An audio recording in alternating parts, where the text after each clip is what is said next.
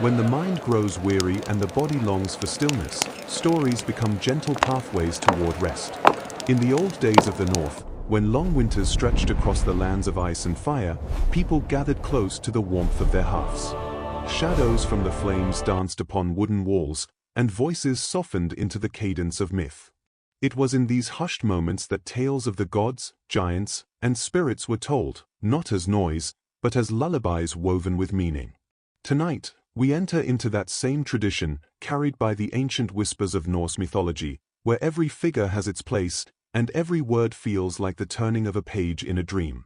Among all of these figures, few shine as brightly or glide as gracefully as the Valkyries, the mystical maidens of fate who guided warriors from the battlefield into the halls of eternity.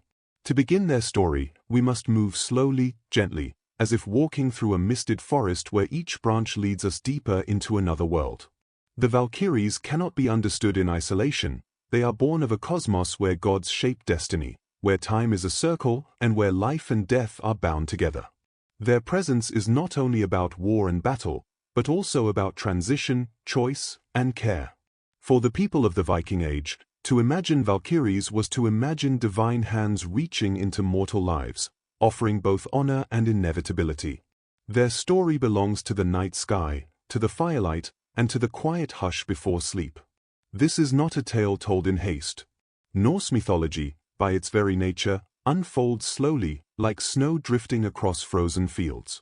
The details, the images, and the voices of the old skalds, the poets of ancient Scandinavia, were not meant to be rushed. When they spoke of the Valkyries, they spoke of women in shining armor who could appear above the clash of swords, riding across the storm clouds, their spears glinting like streaks of lightning. Yet just as often, they were imagined as gentle maidens, pouring mead for the honored dead, moving with grace and quiet devotion. In them we see contradiction made harmonious, the bringers of death who also serve as guardians of peace. The Valkyries lived within the great web of Norse myth, a mythology built upon contrasts, harsh winters and fleeting summers, gods of wisdom and gods of war, endings that were also beginnings. The stories of the Norse were not meant to comfort in a simple way. Instead, they offered a kind of strength that comes from accepting life's impermanence. To hear of Valkyries was to hear of mortality, but also of honor, love, and the hope of belonging in a realm beyond pain.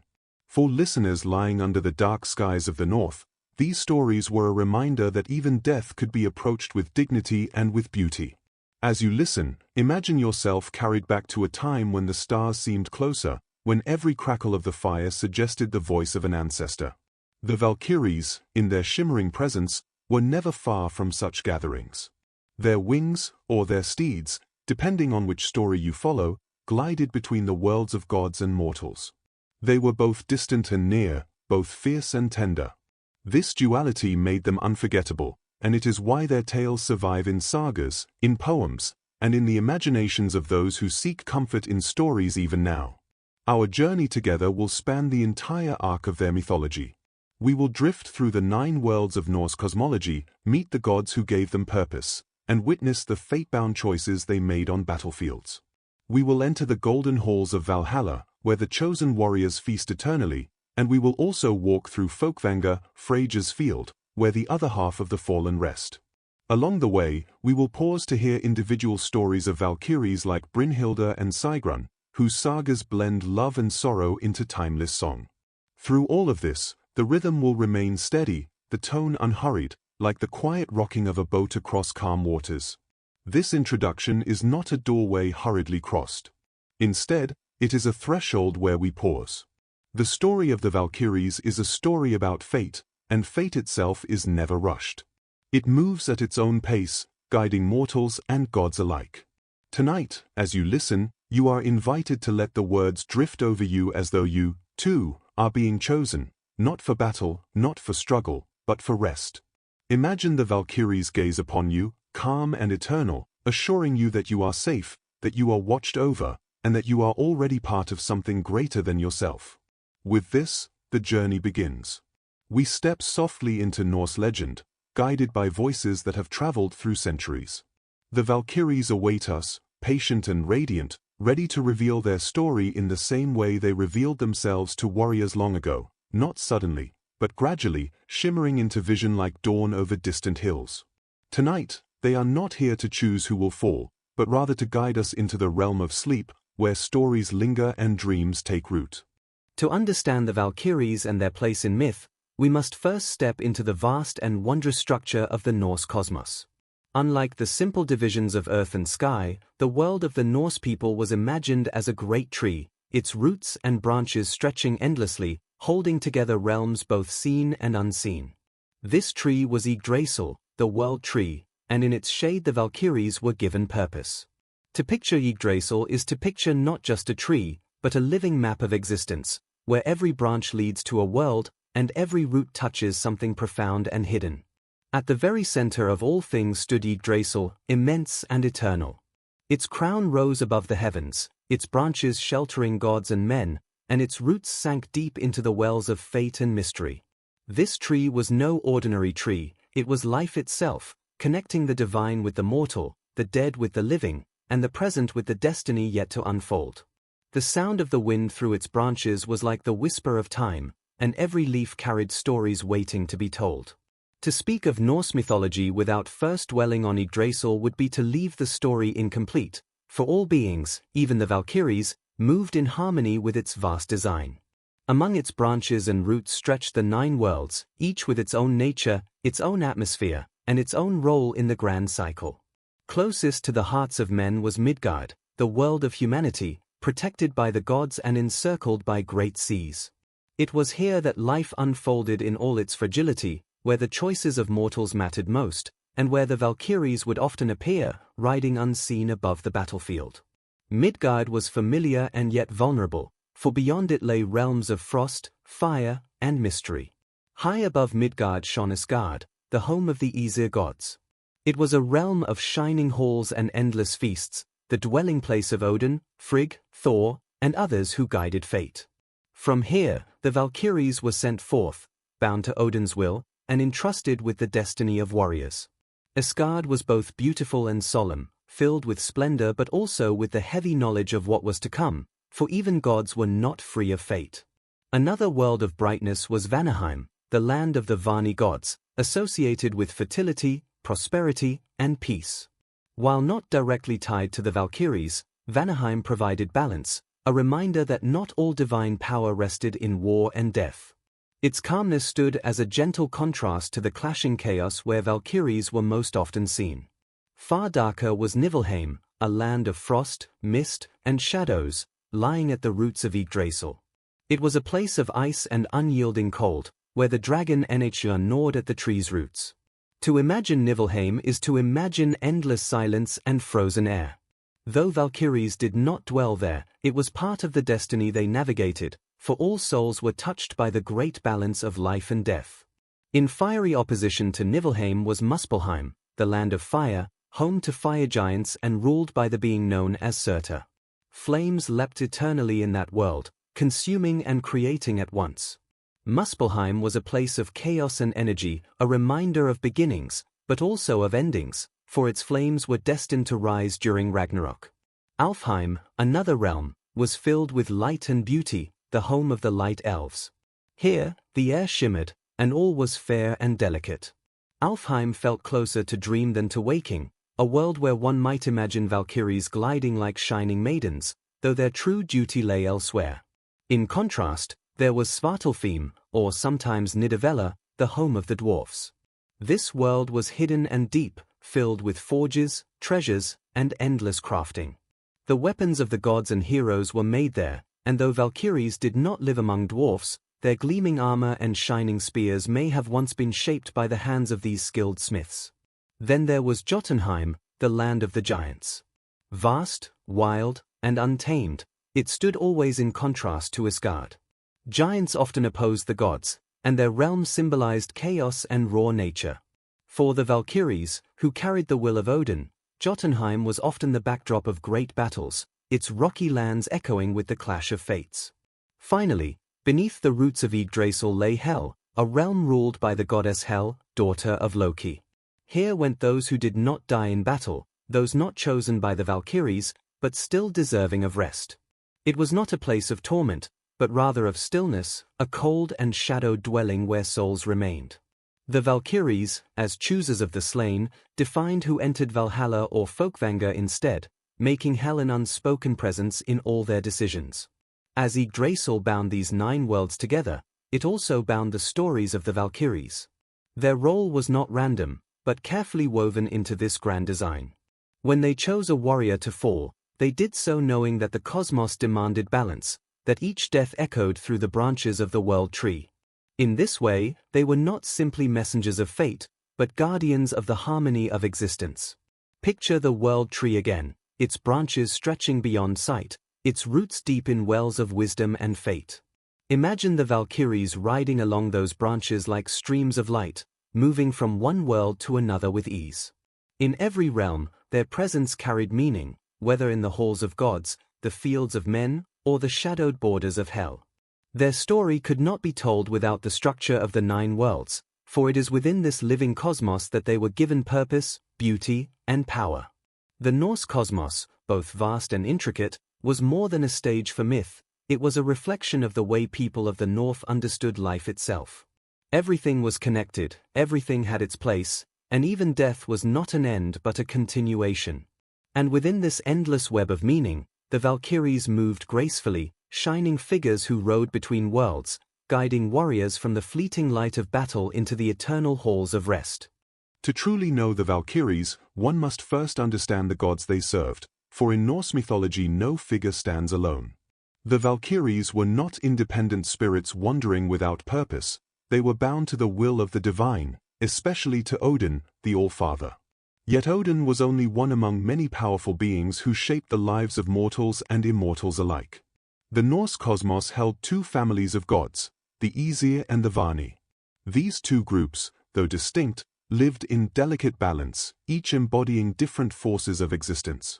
Their unity, forged after conflict, created the foundation of the world in which the Valkyries thrived. The Aesir were the gods most often associated with power, war, and the destiny of humankind. Odin was their chieftain, and from him flowed wisdom, magic, and the relentless pursuit of knowledge, even at great cost. Odin's connection to the Valkyries was profound, for they were his messengers, his daughters in spirit if not in blood, and his handmaidens of fate. He sent them forth to the battlefields to choose the slain, ensuring that the bravest of warriors would be brought into Valhalla to prepare for the final battle of Ragnarok. To serve Odin was to serve destiny itself, for he was not merely a war god but also a god of poetry, runes, and foresight. In him, war and wisdom were bound together, and the Valkyries reflected this union in their dual nature as fierce warriors and gentle attendants. Beside Odin stood Thor, the thunder god, defender of both gods and humans. His hammer, Mjolnir, was a symbol of protection and might. While Thor was not directly tied to the Valkyries, his battles against giants and chaos formed the backdrop of the world they inhabited. Where Odin was concerned with the long vision of fate, Thor's strength kept order in the present. Together, they represented 2 sides of divine authority, wisdom and force, both of which the Valkyries embodied in their own way. Frigg, Odin's wife and queen of the Aesir, was another figure linked to fate, though in quieter tones. She was a goddess of foresight and motherhood, who, like the Norns, seemed to know the destiny of all beings. Though she did not command the Valkyries, her presence as a seer and protector of family life gave depth to the world the Valkyries moved within. Where Valkyries chose who would die, Frigg often represented the grief of those left behind. Yet Odin was not the only god associated with death and battle. Freyja, of the Vani, shared in this role. The Vani were gods of fertility, prosperity, and natural abundance, but Freyja embodied more than gentleness. She was both a goddess of love and of war. According to the myths, half of all fallen warriors went not to Odin in Valhalla, but to Freyja in Folkvanga, her own hall. This duality, love and war, tenderness and ferocity, echoed the very nature of the Valkyries themselves. In Freyja we see a divine mirror of their essence, for she too embodied contradiction and balance. The Vani gods as a whole remind us that life was not only about death and destiny, but also about fertility, harvest, and the cycles of nature. Njord, a god of the sea and wealth, and Freya, a god of peace and prosperity, were central figures in this family. After a great war between the Aesir and the Vani, the two groups exchanged hostages and came to live together in uneasy harmony. This reconciliation reflected a deeper truth. Life was both conflict and growth, both destruction and creation. The Valkyries, though most often associated with the Aesir and Odin, existed in this blended world, where war and peace could never be entirely separated. In the myths, the Aesir and Vani sometimes seem to stand for opposites: war and fertility, control and freedom, struggle and abundance. Yet their unity created the conditions for the world to exist. The Valkyries carried this balance into their work. On the battlefield, they were fierce and unyielding, yet once the slain reached Valhalla, the Valkyries became gentle, serving mead, offering comfort, and embodying grace. They moved between ferocity and kindness just as the gods themselves embodied both destruction and life. It is important to note that the gods themselves were not all-powerful in the way later traditions might imagine divinity. They were subject to fate, just as mortals were. Odin, despite his wisdom, could not escape the prophecy of Ragnarok. Freyja, despite her beauty and might, could not prevent sorrow. Even Thor, mighty as he was, would one day fall to the serpent Jormungandr.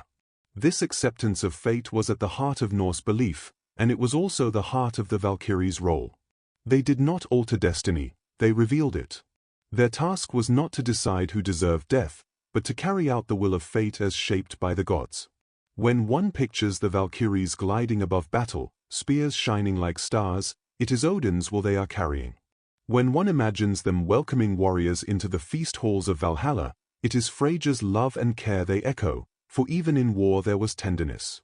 The Aesir and Vani gods, in all their contrasts, gave the Valkyries their meaning, and through them we glimpse the larger framework of Norse myth, a world where every act of strength was matched by sorrow, every moment of love by loss, and every destiny by inevitability. In this way, the Valkyries are more than just attendants of Odin or figures of battle. They are symbols of the union between the divine families, of the balance between destruction and fertility, of the ties between wisdom and war. They represent the living thread that connects gods to mortals, fate to freedom, and death to eternity. To know them is to know the gods they served, and to feel how deeply their stories are interwoven with the powers that ruled the Norse cosmos. In the tapestry of Norse mythology, there is a thread stronger than gods, older than time, and unbreakable even by the mightiest of powers. That thread is fate. To the people of the North, fate was not something distant or abstract. It was the very fabric of existence, woven carefully by forces beyond comprehension. Unlike many traditions where gods were all-powerful, the Norse held a different vision. Even Odin, the All-Father himself, could not escape what was destined to be. He could see it, he could prepare for it, but he could never change it. This acceptance of fate gave Norse myths their particular beauty and weight, a mixture of strength and sorrow that reflected the struggles of life itself. At the heart of fate were the Norns, mysterious beings who dwelled at the roots of Yggdrasil, the great world tree. They were often described as three sisters, Yor, Verandi, and Skuld, whose names carried deep meaning: what has been, what is becoming, and what is yet to come. Together, they spun and wove the destinies of gods, mortals, and all creatures in between. They watered Yggdrasil, carved runes into its bark, and tended to its life, ensuring the balance of existence continued. Their presence was solemn, inevitable, and entirely beyond the will of those who lived under their gaze. To imagine the Norns is to picture three figures by a sacred well, quietly shaping the course of lives with each stroke of their hands. The well itself, called Urabrunna, was said to contain the wisdom of all that was and all that would ever be. From it, the Norns drew water and clay to tend Yggdrasil, keeping the tree alive while also maintaining the flow of destiny. Every drop of that water held memory, every touch of that clay carried potential. In such a world, nothing was accidental, nothing forgotten. For the Norse, fate was not cruel, nor was it kind. It simply was. To live with this understanding was to live with courage, for if death was inevitable, then the measure of life was not in its length but in its honor. This is why warriors could march into battle with steady hearts, why sagas spoke of love and loss without fear of despair. If one's time had come, there was no running from it.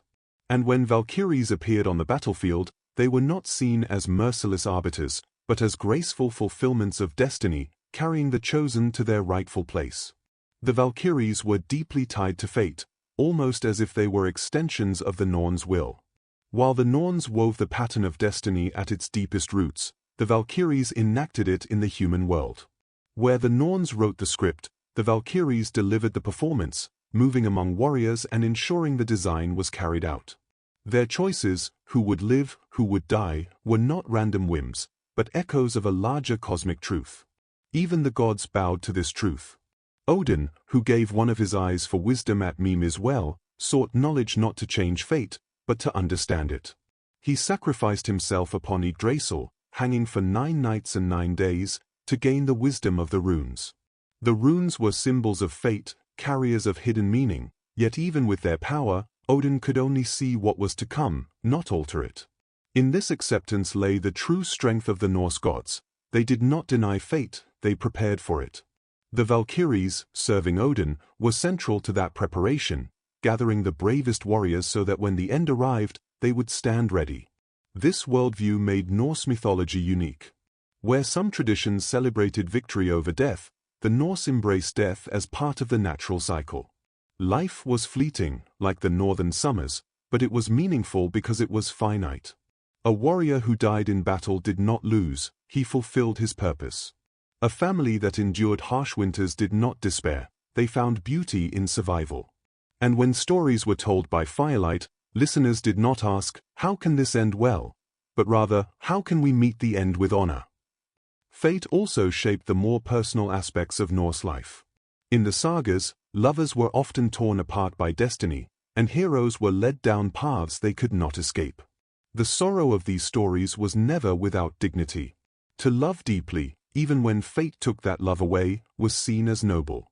To fight bravely, even when defeat was certain, was seen as glorious.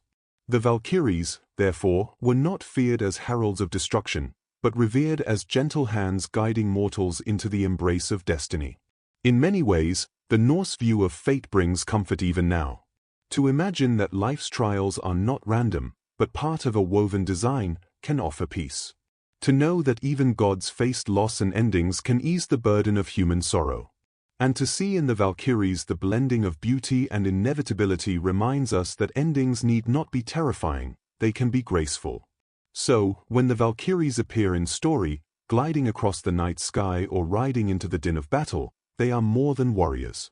They are living reminders of the Norns' work, of the pattern that stretches from the past into the future. Their spears do not strike without reason, their choices are not mistakes. They are the handmaidens of fate, carrying warriors into eternity, ensuring that the cosmic balance remains whole. And thus, in the Norse world, fate was not an enemy to be resisted. It was a companion, sometimes stern, sometimes kind, but always present. It was the river that carried all beings, gods and mortals alike, toward their appointed place.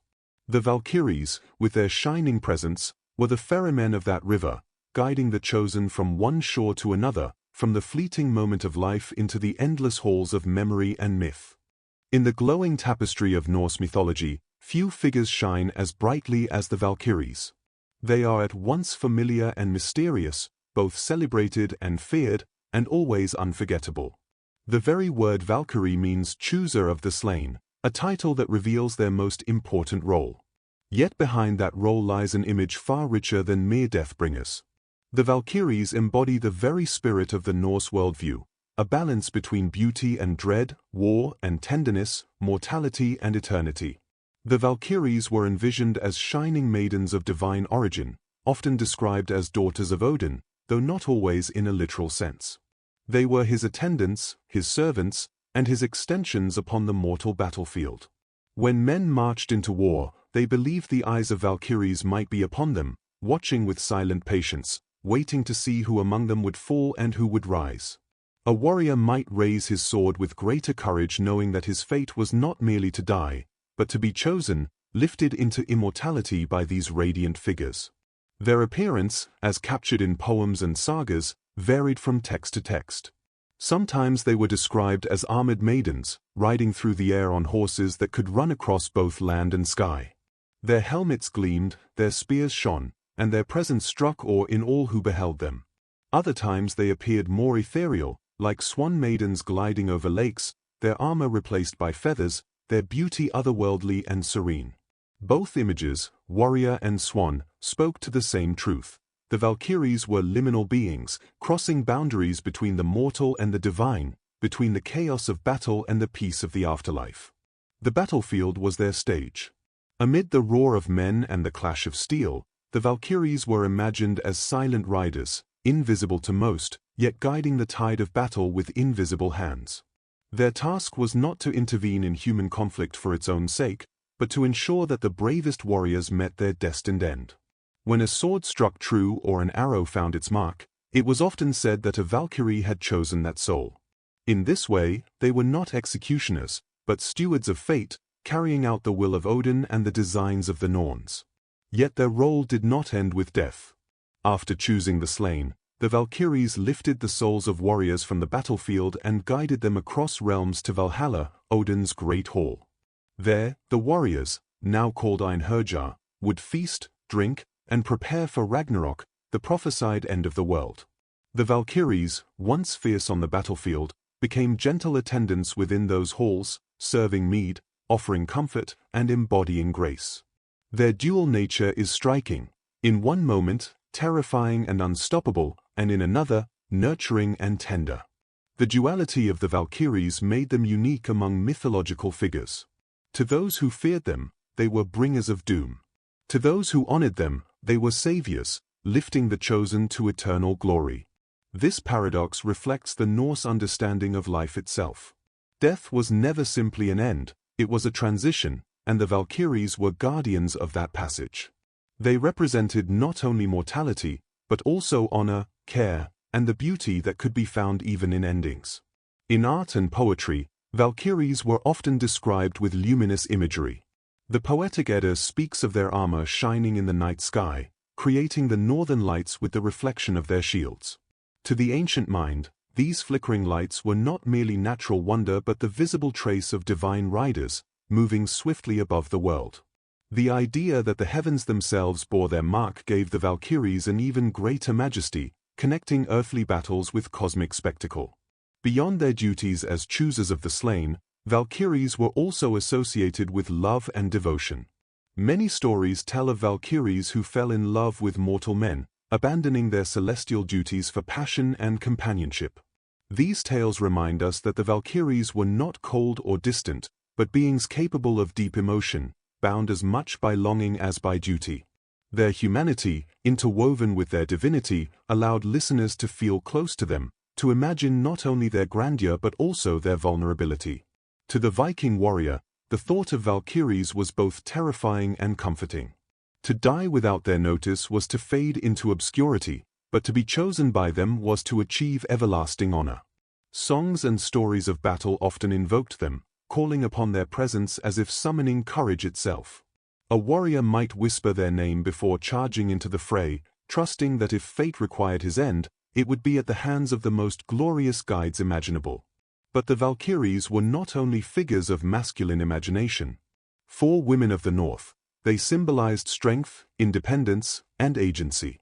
The sight of female figures commanding fate on the battlefield was a powerful one, especially in cultures where women were often confined to domestic roles.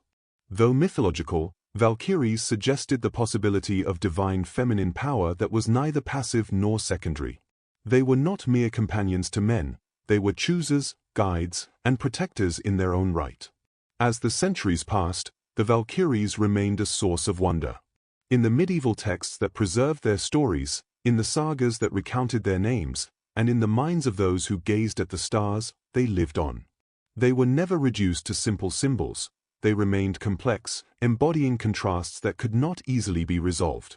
Death and love, terror and tenderness, war and peace, these were all part of the Valkyries' being. So, when we ask, who are the Valkyries? The answer is not a simple one. They are guardians of fate, daughters of Odin, attendants of the slain, fierce warriors, tender servers, shining lights, swan maidens, lovers, and dreamlike figures who moved between worlds. They are the embodiment of balance, the bridge between life and death, the reminder that even endings can carry beauty. To listen to their story is to listen to the heartbeat of Norse mythology itself, steady, powerful, and eternal. When we imagine the Valkyries, it is often the battlefield that forms the heart of their image. The clash of steel, the cries of warriors, the rush of blood and dust, all of it became their domain. They were not fighters in the mortal sense, though some poems describe them riding at the forefront of war, shields and spears flashing in the light. Rather, they moved with an otherworldly presence, hovering between the seen and the unseen, choosing those destined to fall and guiding the chaos of battle toward the order of fate. For the Norse, war was not random.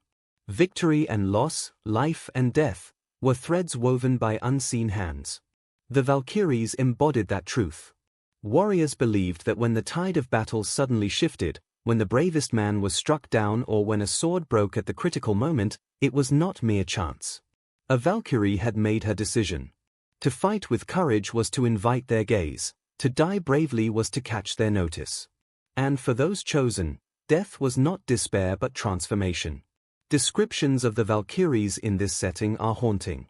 They were said to ride across the battlefield on horses so swift they seemed to outrun the wind. Their armor gleamed like fire, their faces were pale and shining, and their eyes carried a piercing knowledge. Some poems paint them as terrible in their beauty, with spears that dripped blood and hair that streamed like storm clouds. Others show them in more ethereal form, their swan feather cloaks allowing them to glide silently above the fallen. Whether fierce or graceful, they remained untouchable, no blade could cut them, no shield could block their path. In the Helgakvia Hundingsbanner, one of the heroic lays of the Poetic Edda, a Valkyrie appears to the hero Helgi, guiding him to victory and ensuring his fame. She rides ahead of him into battle, her hair shining like gold, her presence terrifying the enemy. This tale reflects how the Vikings thought of these beings not only as choosers of the slain, but also as guardians of fate itself. They were both personal and cosmic, shaping the outcome of battles while also shaping the destiny of individuals. The battlefield, then, was a sacred stage. Every clash of sword and shield, every fallen warrior, was a thread in a divine design. The Valkyries were the ones who carried out this design, deciding who would feast in Valhalla and who would remain in the shadowy realm of hell. They did not act alone, for Odin himself guided their choices, but they were the ones who carried out his will with elegance and precision. Their presence gave war meaning, transforming death into destiny. Imagine the Viking warrior, standing amid the chaos of combat, sword in hand. The air is thick with smoke and the ground shakes beneath him. In his heart, he knows that his courage is not only for victory but also for recognition. He longs for the gaze of the Valkyries, for the shimmer of their armor in the corner of his vision, for the sense that his death, should it come, will be honored. To die unchosen is to vanish into obscurity. To die chosen is to live forever. Some traditions also describe Valkyries as shaping the battle before it even begins. They wove what was called the weirding web, a tapestry of fate created with entrails for thread and skulls for weights. This macabre weaving foretold the outcome of the coming clash.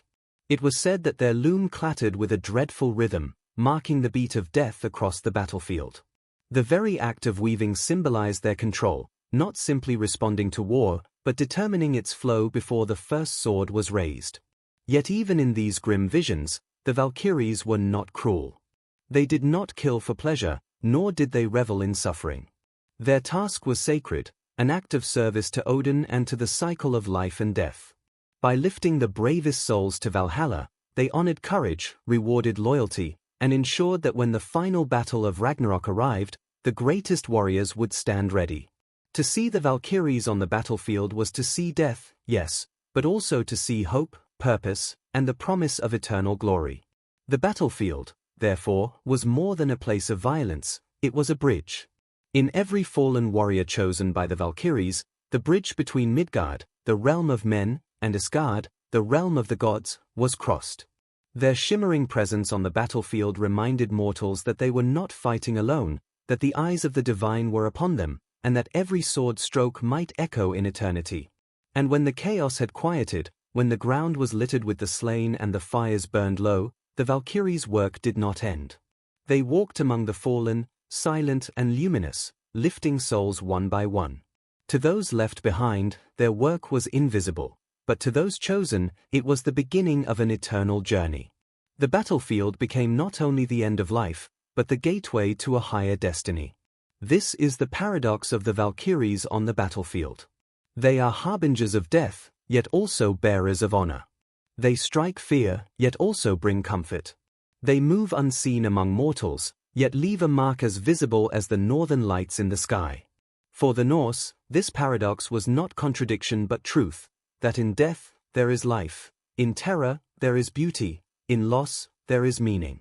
And it is in this balance that the Valkyries' presence becomes eternal, weaving through the memory of battle like the wind through the trees. If the battlefield was the domain where Valkyries revealed their fearsome side, then Valhalla was the place where they revealed their gentler nature. To the Norse imagination, this hall was not simply a mythic afterlife but a shining beacon of hope, a destination for those who proved themselves in the chaos of combat. The Valkyries were the ones who made this transition possible, guiding the souls of fallen warriors from the dust and blood of the mortal realm to the warmth and brilliance of Odin's great hall. Valhalla itself was described in glowing detail across Norse sources. Its roof was said to be thatched with golden shields, its walls made of spears, and its benches crowded with warriors known as the Einherjar. The light within was radiant, flickering like eternal firelight, welcoming those who entered with both grandeur and peace. It was a place where battle was remembered not with grief, but with pride. The Valkyries ensured that those chosen for this afterlife arrived not as broken corpses, but as honored spirits. Their role here shifted dramatically from the battlefield. No longer terrifying riders cutting through the storm of war, the Valkyries in Valhalla became attendants and companions. They carried golden cups of mead, served food, and offered words of comfort. In this way, they transformed from fierce choosers of death to graceful hosts, embodying the eternal hospitality of Odin's hall. This duality is one of the most striking features of their myth. In one space, they ushered warriors into death with solemn authority, and in another, they offered them care and comfort. Yet their service was not mere subservience. The Valkyries remained powerful and revered, for they symbolized the bridge between worlds. A warrior in Valhalla might remember the moment of being chosen, the shimmer of armor, the weightless ascent from the battlefield, and then see that same presence now offering him drink, ensuring his honor was not only preserved but celebrated. The Valkyries, in this sense, were reminders of fate's consistency. They were with a warrior in death, and they remained with him in eternal life. The Einherjar, the chosen warriors of Valhalla, lived in endless preparation. Each day, they would rise and engage in combat against one another, clashing in battles that were fierce but never final. Every evening, their wounds were healed, and they returned to the great hall to feast and drink, surrounded by comrades and entertained by the company of the Valkyries. The cycle mirrored the Norse understanding of existence. Life was battle, but after battle came rest and renewal. The Valkyries oversaw both sides of this cycle, just as they oversaw the balance of death and immortality. The mead that the Valkyries served was no ordinary drink. It was said to come from the udder of the cosmic goat Heirun, who grazed on the branches of the great tree Yggdrasil. This mead flowed endlessly, filling the cups of the warriors with eternal sustenance. By carrying it, the Valkyries were more than servers, they were participants in the sacred economy of life, death, and rebirth. They were the ones who ensured that warriors remained nourished for the greatest battle of all, Ragnarok. One can imagine the atmosphere of Valhalla with the Valkyries present. The long tables lined with warriors, the hall alive with music, laughter, and the clash of drinking horns, while among them moved shining figures, graceful and calm. Their armor no longer blood-stained, but gleaming like stars, their voices soft, perhaps singing songs of comfort or stories of the gods. Their presence brought both order and beauty to the otherwise rowdy company of fallen heroes. Without them, Valhalla would not have been whole. But even here, their dual nature could not be forgotten. To see a Valkyrie was to remember the battlefield, to recall the moment of death and the choice that had brought one to this eternal hall. Their beauty carried within it the memory of blood and loss, making their tenderness all the more profound. They were not simply attendants, they were reminders of sacrifice, embodiments of courage, and symbols of what it meant to be truly honored in Norse belief. In some tales, individual Valkyries are named within Valhalla, each carrying her own story and personality. Brynhilda, perhaps the most famous, is remembered as both a chooser of the slain and a tragic figure of love. Others, like Gunnar, Skogul, or Hilda, bear names that echo battle cries and conflict, yet are described as shining maidens in the halls of Odin. Each of these names was not only a title but also a fragment of cultural imagination, preserving how the Norse saw these beings as more than a single role or symbol. Valhalla was not the only hall of the afterlife. Freya, too, had her field, Folkvanga, where she received half of the slain. But in both places, Valkyries played a role. They were the guides who determined who went where, splitting the honored dead between Odin and Freya, ensuring that the afterlife remained balanced and fair. Their influence stretched beyond a single hall, weaving through the entire fabric of Norse cosmology. For those listening to these stories by the fire, or lying in the quiet of a long winter night, the thought of Valkyries in Valhalla offered reassurance. Death, though inevitable, was not meaningless. It could be a passage into glory, a chance to dine with gods, to fight alongside heroes, to live forever in the echo of song. The Valkyries made this promise possible. Their gentle hands carried the warrior across the threshold, their voices welcomed him, and their presence ensured that even in death, beauty and honor would never fade. The Valkyries in Valhalla represent the softer side of fate. They remind us that endings can carry warmth, that even the fiercest battles resolve into peace, and that honor outlasts fear. In their presence, the terrifying moment of death becomes a story of celebration, and the warrior who once trembled before his enemies finds everlasting comfort in the Hall of Heroes. Among the many images of Valkyries preserved in Norse myth and later folk traditions, one of the most enchanting is that of the Swan Maiden. While the armored warrior maiden striding across the battlefield captures the grandeur of war, the Swan Maiden speaks to a different side of their nature, graceful, mysterious, and deeply bound to transformation. These depictions remind us that Valkyries were not fixed in a single form, but rather fluid beings, capable of moving between shapes and realms with an elegance that blurred the line between the human, the divine, and the animal world. In several stories, Valkyries were said to don cloaks or robes made of swan feathers. With these garments, they could soar across the sky or glide over lakes and rivers, moving with the elegance of the swan itself. When they chose to remove their cloaks, they returned to their maidenly form, appearing as radiant women of extraordinary beauty.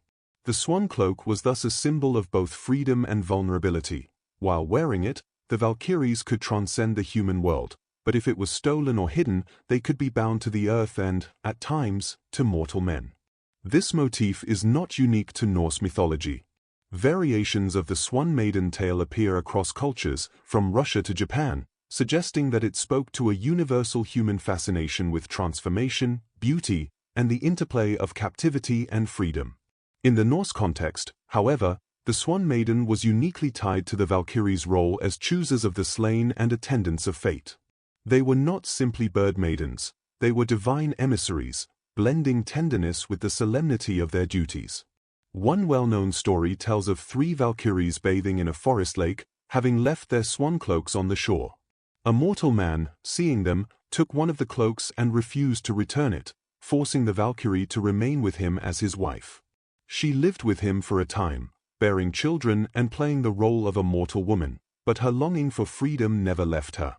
Eventually, she discovered where her cloak had been hidden, reclaimed it, and returned to her true form, leaving the mortal world behind.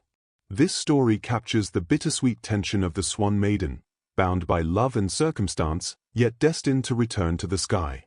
The swan itself was a symbol of purity, beauty, and otherworldly grace in many cultures. In Norse lands, where lakes and rivers dotted the landscape, the sight of swans gliding silently across the water may have inspired this image of Valkyries as liminal beings who could exist in both human and avian form. The silence of the swan, its whiteness, and its sudden power when taking flight mirrored the Valkyries' paradoxical nature, quiet yet commanding, gentle yet fierce, bound to earth yet always beyond it. This imagery also emphasizes the feminine aspect of the Valkyries. Unlike their battlefield roles, where they were armored and fearsome, the Swan Maiden motif revealed them as vulnerable, emotional, and deeply connected to love. In the stories where Valkyries became Swan Maidens, their relationships with mortal men often highlighted themes of longing, impermanence, and the impossibility of holding on to what is divine. Just as the swan glides away across the water, so too would the Valkyrie, sooner or later, return to her world. Yet, even in these tender tales, the Valkyrie's association with fate remained. The man who captured a Valkyrie's cloak was not merely stealing a garment, he was attempting to hold destiny itself, to bind what was meant to remain free. And though such attempts might succeed for a time, fate would always reassert itself. The Valkyrie would recover her cloak, spread her wings, and vanish into the distance. This inevitability reflected the Norse understanding of fate. It could be delayed, but never denied. In poetry, the swan maiden Valkyries are described with luminous, dreamlike imagery. Their cloaks shimmer like moonlight on water, their wings glisten with silver, and their movements are as fluid as a river's flow. To imagine them is to drift into a calmer, softer side of myth, less about the clangor of swords, more about the quiet mystery of transformation and loss. For those listening by the fire or drifting to sleep, these images would soothe the mind, offering a vision of divine beauty that was fleeting yet unforgettable. The swan maiden motif also offered a way for mortals to imagine intimacy with beings otherwise distant and untouchable. The battlefield Valkyrie, fierce and shining, was beyond reach, but the swan maiden, bound temporarily to earth, could become a wife, a lover, or a mother. This intimacy, however, always carried a shadow of sorrow, for such unions were doomed to end. The divine could never remain bound forever, and the mortal who tried to hold on too tightly would ultimately be left alone, his memory haunted by the sight of wings disappearing into the sky. Through these tales, the Valkyries as swan maidens remind us of the dual nature of all beauty, its power to enchant and its tendency to slip away. They are at once tender companions and eternal mysteries, capable of bridging the human and the divine but never able to remain entirely within either realm. The swan maiden stories soften the Valkyries' image, revealing them not only as warriors and attendants of death but also as symbols of love, longing, and the delicate balance between captivity and freedom. In this way, the swan maiden Valkyries complete the portrait of these figures. On the battlefield, they are terrifying and majestic. In Valhalla, they are gracious and nurturing. As swan maidens, they are mysterious and tender, symbols of beauty that cannot be contained. Each role, each image, reveals a different facet of the Valkyrie's essence, reminding us that no single description can capture their full being. They are fluid, eternal, and always just beyond our grasp, like a swan gliding into the distance at dawn. While many descriptions of Valkyries present them as a collective, shimmering group moving across battlefields or serving in Valhalla, the Norse sources also preserve individual names and tales. These names are more than just titles, they carry within them echoes of personality, meaning, and myth. Each Valkyrie represents not only the larger role of chooser of the slain but also a specific image or quality, whether it be battle, protection, love, or fate.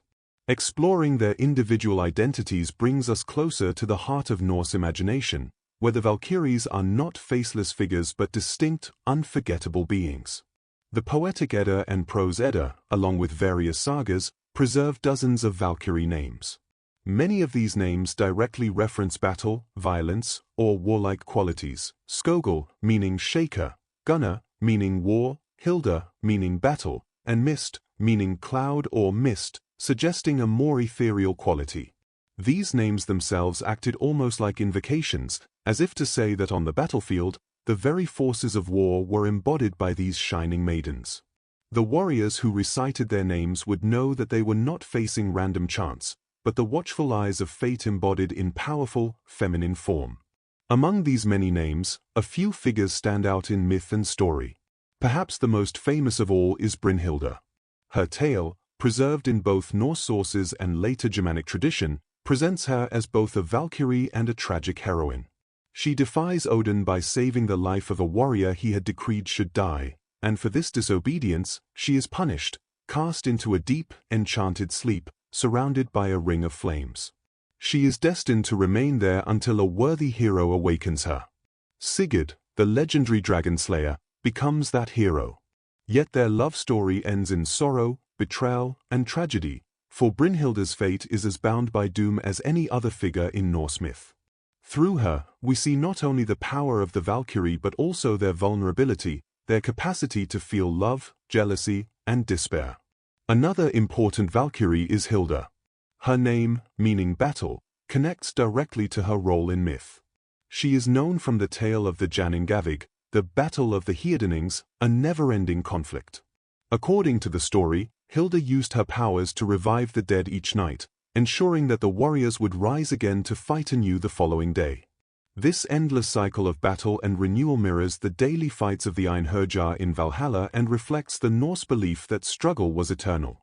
Hilda's role in this story shows how Valkyries were not only choosers of the slain but also sustainers of combat itself, ensuring that war could stretch on beyond mortal limits.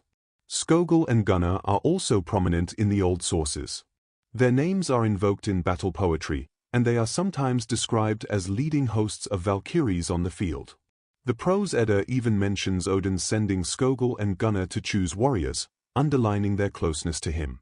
In these depictions, they seem less like individuals with personal stories and more like extensions of Odin's will, fierce agents who carry out his commands with precision.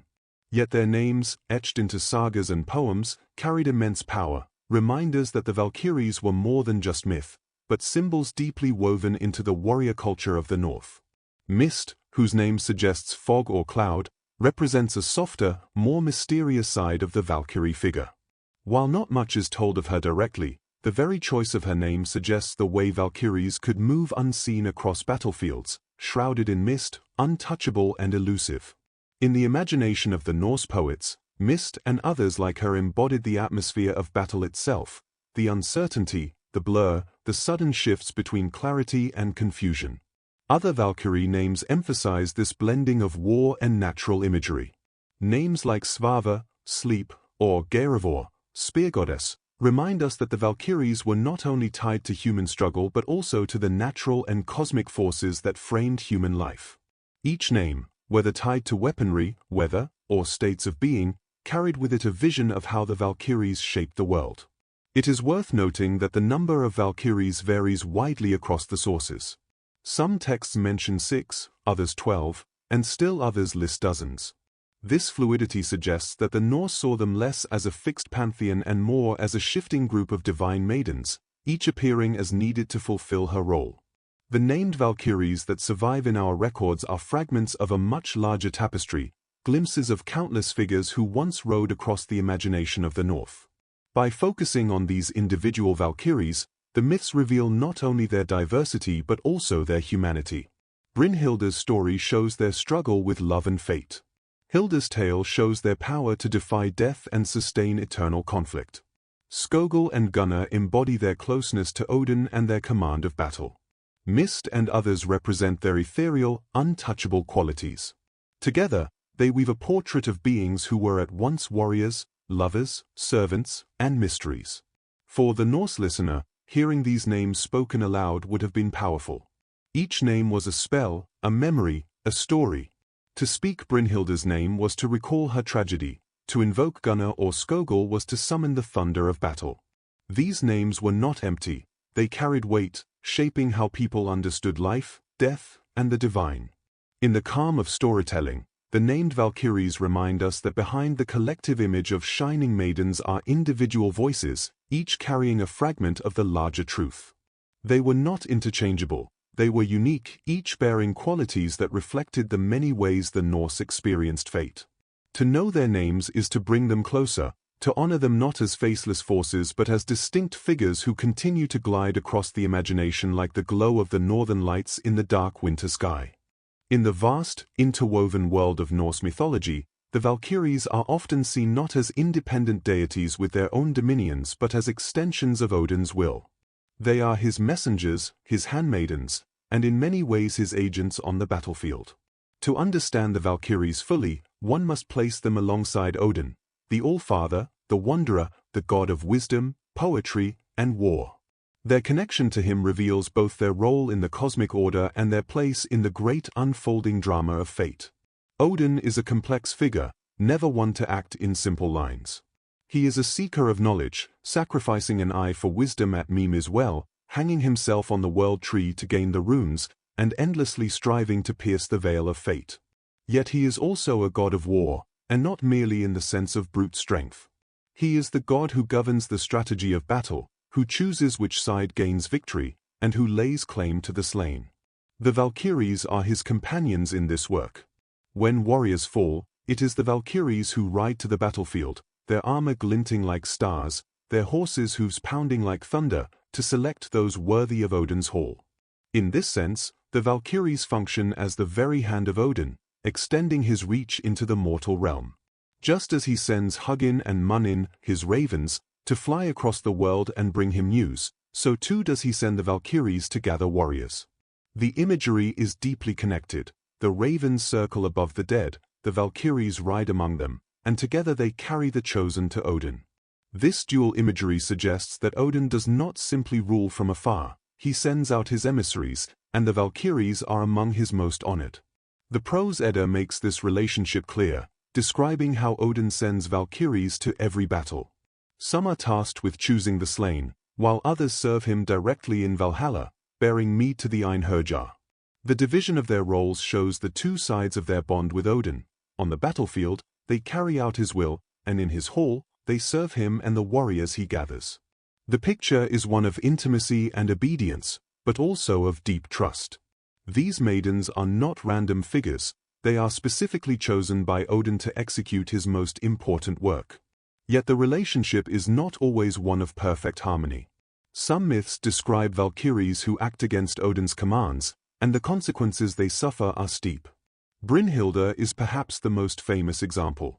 When she disobeys Odin by saving the life of a warrior he had decreed should die, he punishes her harshly, casting her into a sleep from which she will not wake until a hero braves the flames around her. Here, we see that while Valkyries are tied to Odin, they are not entirely stripped of will. They have the capacity to act independently, to love, to rebel. But when they do so, they risk his wrath. This tension between loyalty and independence reflects a larger theme in Norse myth. Even those closest to Odin are not exempt from fate or from the consequences of defiance. The Valkyries' role, then, is a delicate balance, servants of Odin's will, yet with enough individuality to remind us that they are more than mere shadows.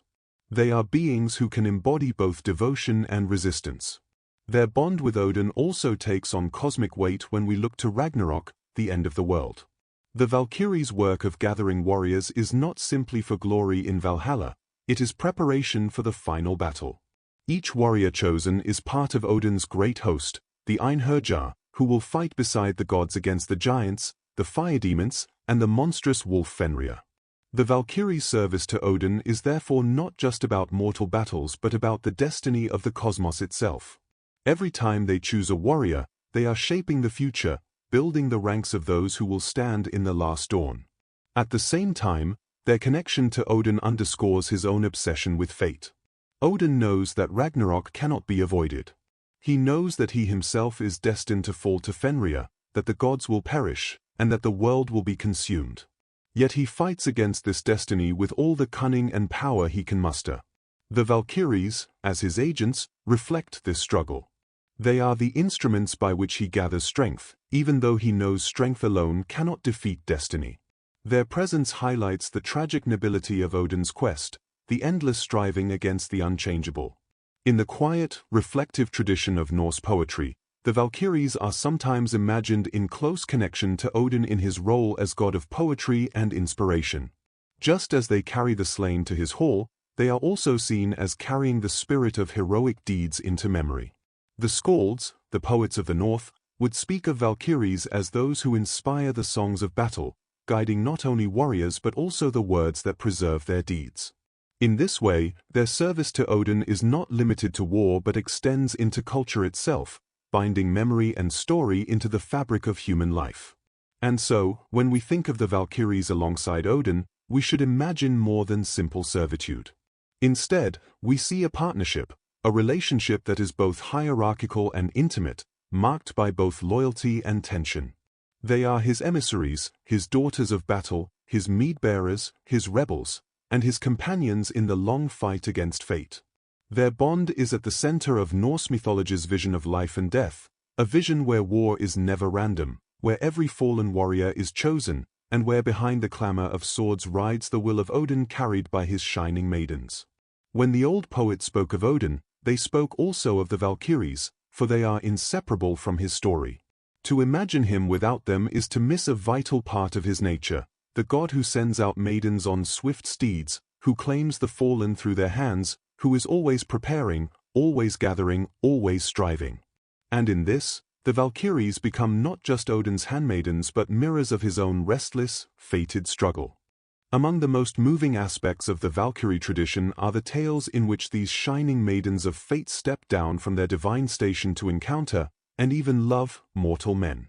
These stories remind us that Norse mythology is not only about gods and giants but also about the fragile, fleeting lives of human beings. When a Valkyrie appears in a saga, she is not merely a distant chooser of the slain, she becomes a figure of intimacy, weaving her fate together with that of a mortal. These tales blend the heroic with the tragic, the divine with the human, and they reveal how deeply the Norse people saw the boundaries between worlds as both porous and perilous. One of the most famous examples comes from the Helgi lays in the Poetic Edda, where the Valkyrie Sigrun falls in love with the hero Helgi Hundingsbane. Their meeting is a classic scene of myth. Sigrun, radiant in her armor, chooses Helgi on the battlefield not for death but for love. She defies her father's will, who has promised her to another man, and aids Helgi in battle, ensuring his victory. Their love story, however, is not allowed to last. Helgi is killed, and Sigrun is left in sorrow so profound that she dies of grief. This tale shows the dual nature of the Valkyrie, both a divine chooser of warriors and a woman capable of profound, mortal love. It also captures the tragic undercurrent of Norse mythology, where joy is always shadowed by doom. Brynhilda's story, told in both Norse and Germanic tradition, also reflects this theme. Cast into an enchanted sleep as punishment by Odin, she is awakened by the hero Sigurd, and the two fall in love. Their romance, however, is marred by betrayal, deception, and the relentless hand of fate. In some versions, Brynhilda is tricked into marrying another man. In others, her love for Sigurd turns into destructive rage when he betrays her trust. The end is always tragic. Sigurd is slain, and Brynhilda, consumed by grief and fury, takes her own life. Through this story, the Valkyrie becomes a tragic heroine, embodying both the divine majesty of Odin's handmaiden and the raw, vulnerable heart of a woman undone by love. These romances highlight the way Valkyries were imagined not just as distant supernatural beings but as figures who could step into human life and alter it forever. They were not immune to the passions and sorrows that defined the mortal experience. Instead, they reflected the Norse sense that even the divine is bound to fate, and that no love, however bright, is free from doom. Other sagas preserve quieter encounters. In the Volundakvia, for instance, three brothers encounter Valkyries, swan maidens who wear feathered cloaks that allow them to fly between worlds. The brothers take the Valkyries as wives, and for a time, they live together in peace. But eventually, the Valkyries leave, returning to their duties and their divine nature. The husbands are left bereft, longing for the love that has flown beyond their reach. This story captures the dreamlike quality of such romances. They are intense, transformative, but always fleeting. The Valkyrie belongs to another world, and her stay in the human realm is only ever temporary. The recurring theme in these tales is impermanence. A Valkyrie may love a man, aid him in battle, or share his bed, but she cannot stay forever. Her nature is bound to Odin, to fate, to the eternal duties of choosing the slain. For the Norse audience, this reflected their own view of life itself, brief, beautiful, and always overshadowed by death. To love a Valkyrie was to taste something divine, but it was also to know that the divine cannot be held by mortal hands for long. It is also striking that these romances often blur the line between love and death. The Valkyrie who chooses a man in battle may also choose him in love, and sometimes her love leads him toward doom. In the Helgi lays, Sigrun's love is inseparable from Helgi's fate on the battlefield. In Brynhilda's story, love and betrayal intertwine until death is inevitable. The Valkyrie's embrace is both tender and deadly, embodying the Norse idea that love and death are not opposites but companions. At the same time, these stories allowed ancient listeners to imagine a softer side to beings often portrayed as fierce and warlike. The Valkyries' capacity for love humanizes them, making them figures not only of terror but also of longing and beauty. Their romances evoke the bittersweet truth that to love is to risk loss, a truth that resonates as strongly now as it did in the halls where skalds once sang. In the calm flow of bedtime storytelling, these romances remind us that myth is not only about gods at war but also about the tenderness of connection and the inevitability of parting. The Valkyries, shining and immortal, still wept, still loved, and still suffered the pangs of grief. To imagine them in this light is to see the full spectrum of their nature, divine handmaidens of Odin, fierce choosers of the slain, and women whose hearts could be broken. As the tale of Valkyries and mortals drifts to a close, one is left with the quiet understanding that such love stories were never meant to end in peace. They were meant to show the depth of human longing for the divine, the beauty of love despite its brevity, and the tragic splendor of a world where even the gods are not free from fate. If the battlefield was the place where the Valkyries first revealed themselves, then Valhalla was the realm where their work found its fullest expression. Valhalla, the great hall of Odin, was imagined as vast and radiant, its roof said to be thatched with golden shields, its walls lined with spears, and its benches filled with warriors. Here, the chosen dead, the Einherjar, resided, spending their days in endless combat and their evenings in feasting. Yet the rhythm of Valhalla, its sense of order and beauty, was made possible by the Valkyries, who served not only as warriors' choosers but also as attendants, servers, and companions in this eternal hall. The image of the Valkyries within Valhalla was one of elegance and grace. Clad in shining mail or flowing white garments, they moved through the hall with goblets in hand, pouring mead for the Einherjar, refreshing them after their day of bloodless combat. Their presence turned Valhalla from a mere training ground for Ragnarok into a place of beauty and honor. For the warriors who had been chosen, the sight of these maidens was a reward in itself, confirmation that their courage had not gone unnoticed, that they were now among Odin's own. This dual role, battle maiden and mead bearer, has sometimes been interpreted as a contradiction, but in Norse imagination it was a harmony. The Valkyrie embodied both the ferocity of war and the gentleness of service. They carried spears on the field and goblets in the hall, and neither role diminished the other. Instead, they reflected the balance of life as the Norse saw it: struggle and rest, battle and feast, the sword and the song. The Valkyries were the link between these states, ensuring that the chosen dead passed seamlessly from one to the other. The mead they carried was itself symbolic. Mead, a drink of honey, had deep significance in Norse culture, associated with poetry, inspiration, and divine blessing. When a Valkyrie poured mead into the horn of a warrior, it was not merely refreshment but an act of spiritual nourishment. The warriors, who spent their days dying and being reborn in endless battle, required not just sustenance but a reminder of joy, of beauty, of why they fought. The Valkyries, with their calm presence and graceful service, provided this reminder, turning Valhalla into a hall not only of strength but also of warmth. The presence of the Valkyries in Valhalla also underscores their role as mediators. They stood between Odin and the Einherjar, carrying out his will but also softening the vastness of his authority. Odin, the distant All-Father, could be severe and inscrutable. The Valkyries, however, gave his hall a human touch, approaching the warriors directly, meeting them face to face, speaking with them, and ensuring their comfort. In this way, they became both servants of Odin and companions of the dead. The sagas describe them with a mixture of awe and tenderness. Some warriors saw the Valkyries as figures of desire, unattainable yet near. Others revered them as sacred beings whose presence confirmed the sanctity of Valhalla. To sit at a bench in that golden hall and be served by a Valkyrie was to experience both divine favor and human intimacy.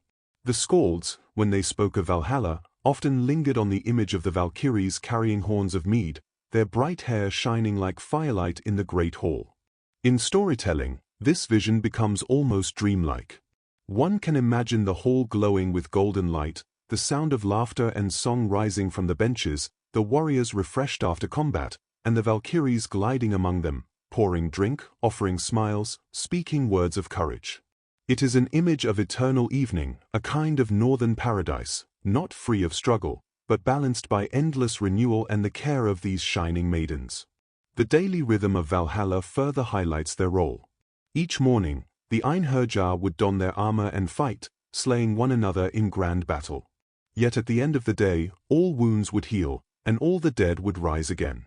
They would return to the hall, sit at the long benches, and feast on the ever-replenishing boar Serimnir, whose flesh was cooked anew each night.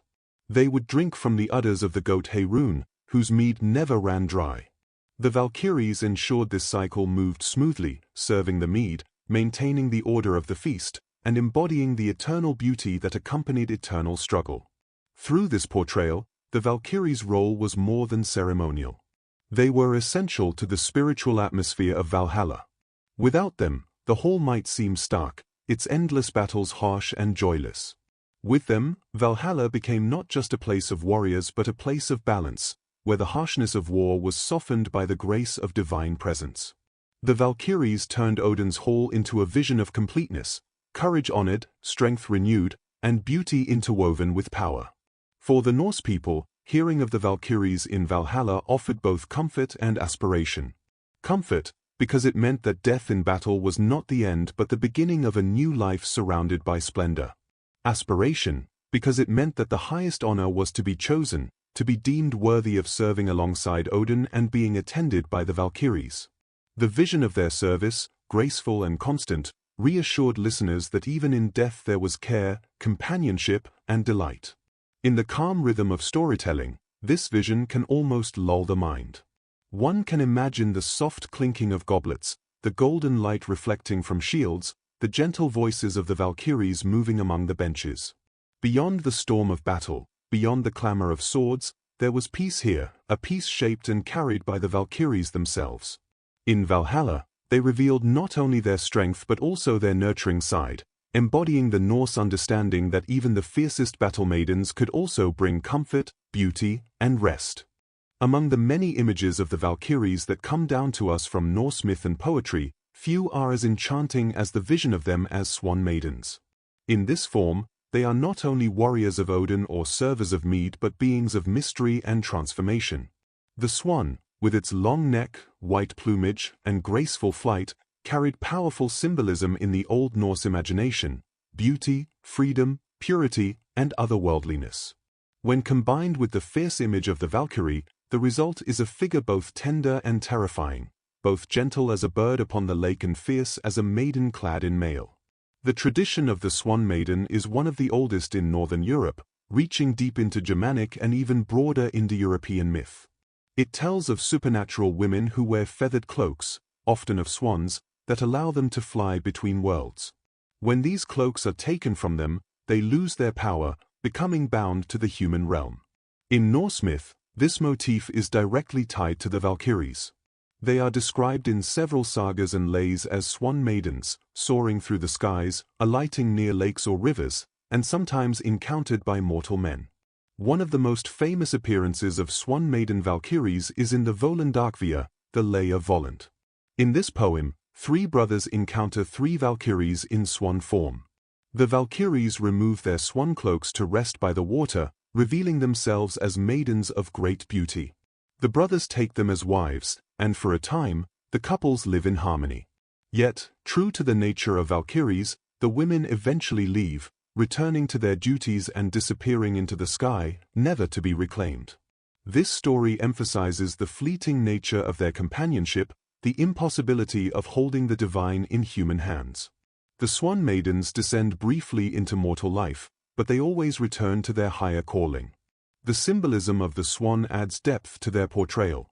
In Norse lands, swans were migratory, vanishing in the colder months and returning with the warmer seasons.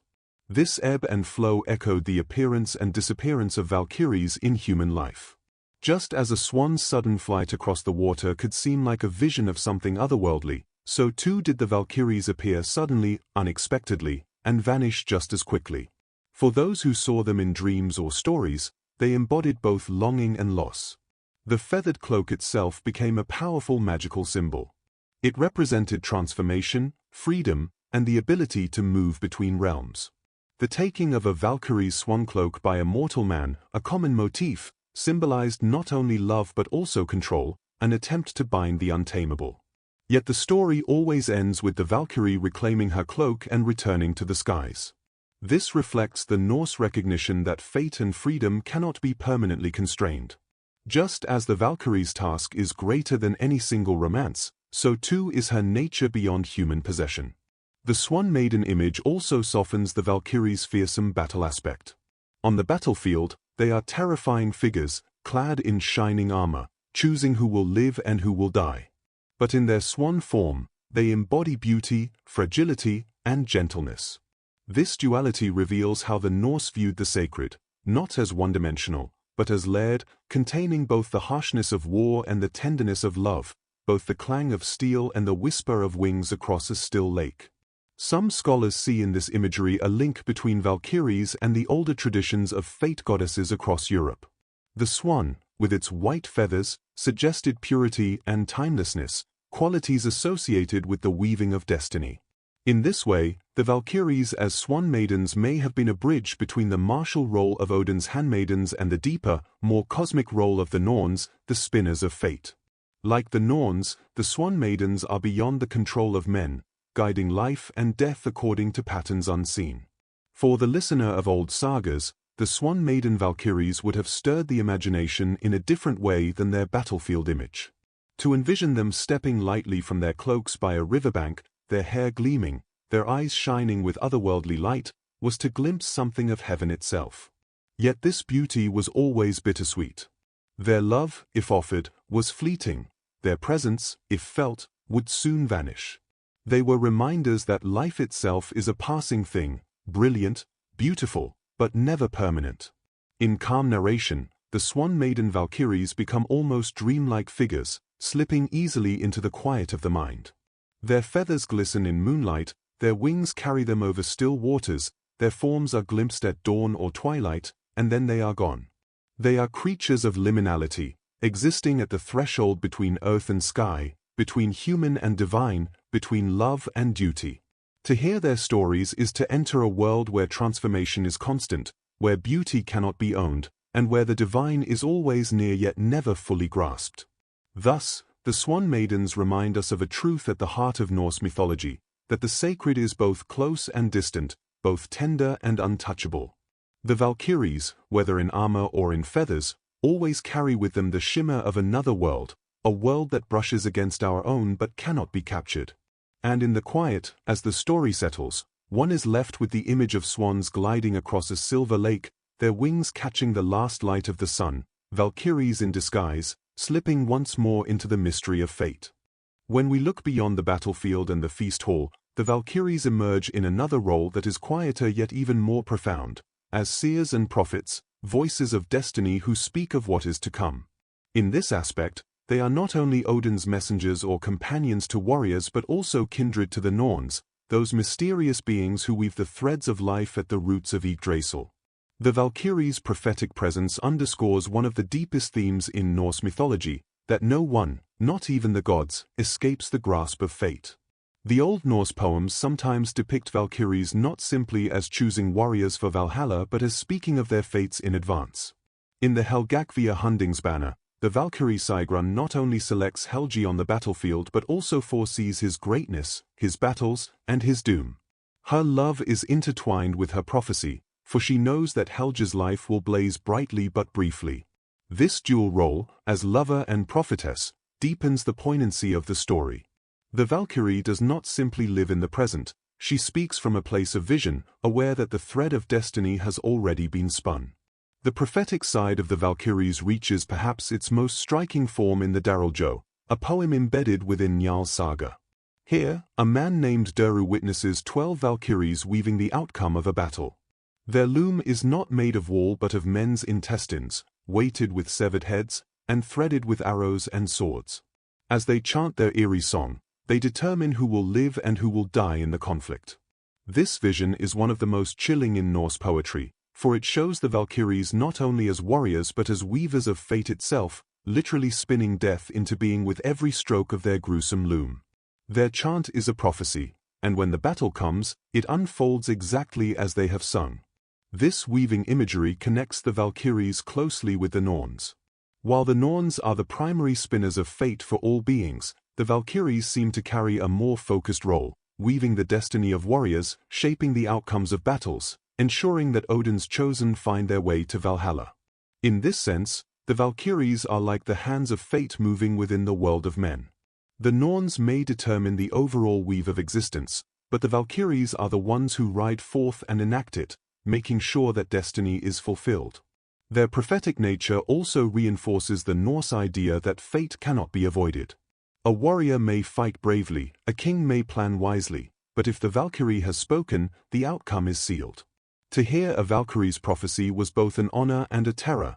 It meant one was noticed by the divine, but it also meant one's path was fixed. The prophecy could not be undone. It was a truth that would unfold, no matter what choices were made along the way. The image of Valkyries as singers of fate also connects them to the poetic tradition. Skalds often described battle itself as a song, and the Valkyries as those who compose and perform it. Their chants were not only descriptions but also acts of creation. When they sang of blood, spears, and swords, those things came into being. The battle poem and the battle itself were intertwined, suggesting that the act of prophecy was also the act of shaping reality. This prophetic role further enriches their connection to Odin. Odin himself is obsessed with fate, seeking wisdom from seers and the dead, sacrificing and wandering in his endless quest to glimpse the future. The Valkyries, as his maidens, carry that same burden. They do not only serve him in war, they also echo his restless search for knowledge, his yearning to know what lies ahead even when it cannot be changed. The Valkyries' prophecies mirror Odin's tragic wisdom, the knowledge of doom that cannot be escaped.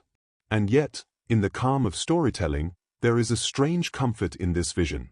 To know that the Valkyries weave and foresee is to know that life is not random, that the struggles and losses of human existence are part of a larger tapestry.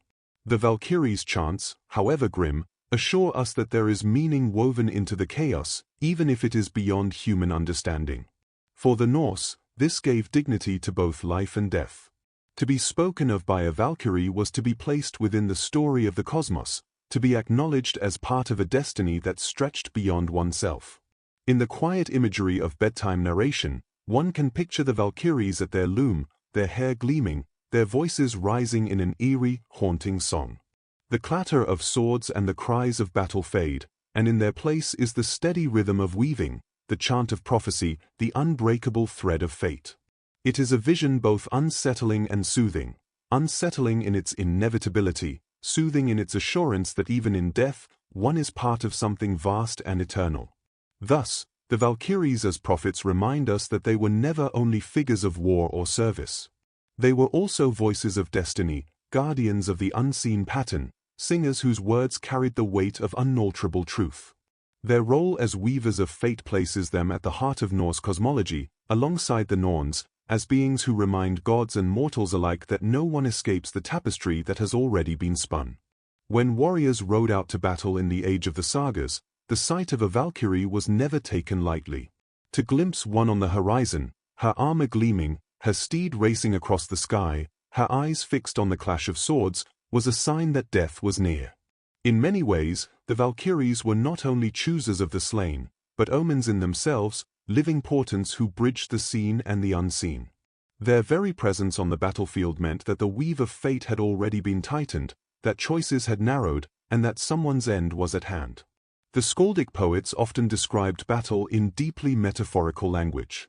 Shields became suns, swords became snakes, and the clash of armies became storms. Within this imagery, the Valkyries were frequently evoked as stormbringers and death maidens. Their arrival was like the sudden darkening of the sky, a reminder that the outcome of the struggle was already being decided by powers greater than human strength. This association with storm and shadow made them feel both beautiful and terrifying, figures who carried not just swords but the very essence of mortality. Some poems describe Valkyries appearing in dreams or visions before a battle, whispering to warriors or simply standing watch with a knowing gaze. These dreams were not dismissed as illusions but treated as messages, warnings that the warrior's thread was about to be cut. In this way, the Valkyries acted as heralds of what was to come, walking in both the world of the living and the world beyond. To dream of a Valkyrie was often to wake with a strange calmness, for the dreamer knew what awaited them and had time to embrace their fate. The role of omen tied closely to the Norse acceptance of death as part of life.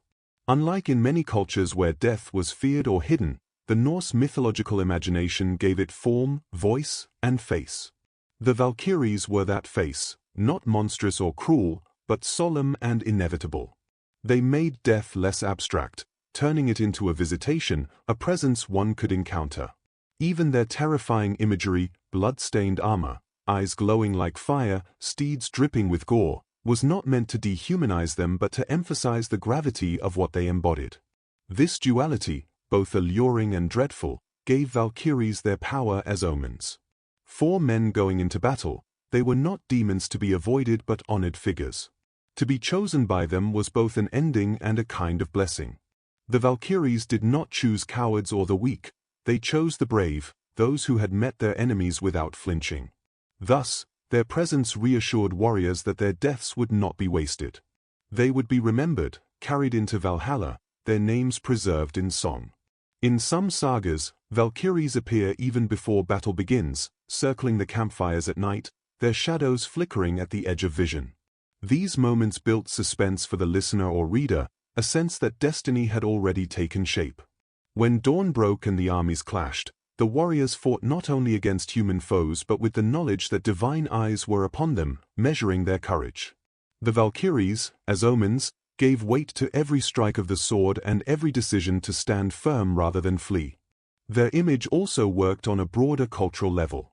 In the storytelling tradition, invoking Valkyries before recounting a great battle heightened the drama and gave the audience a sense of inevitability. When a skald described Valkyries flying overhead, listeners knew that what followed would not be random skirmishing but destiny unfolding.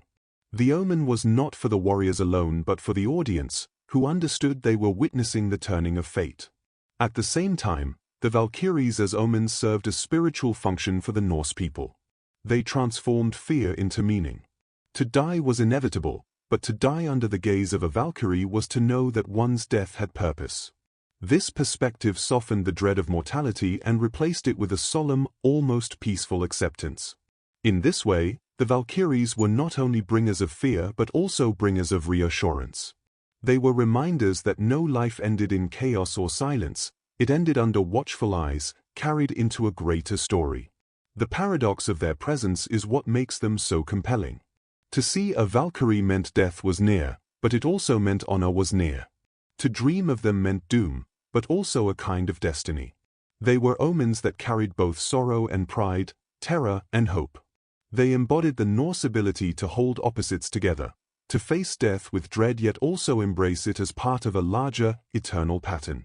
As bedtime narration, one might imagine the quiet fear of a warrior lying awake before dawn, seeing in the corner of his vision a tall, armored figure with eyes like distant stars.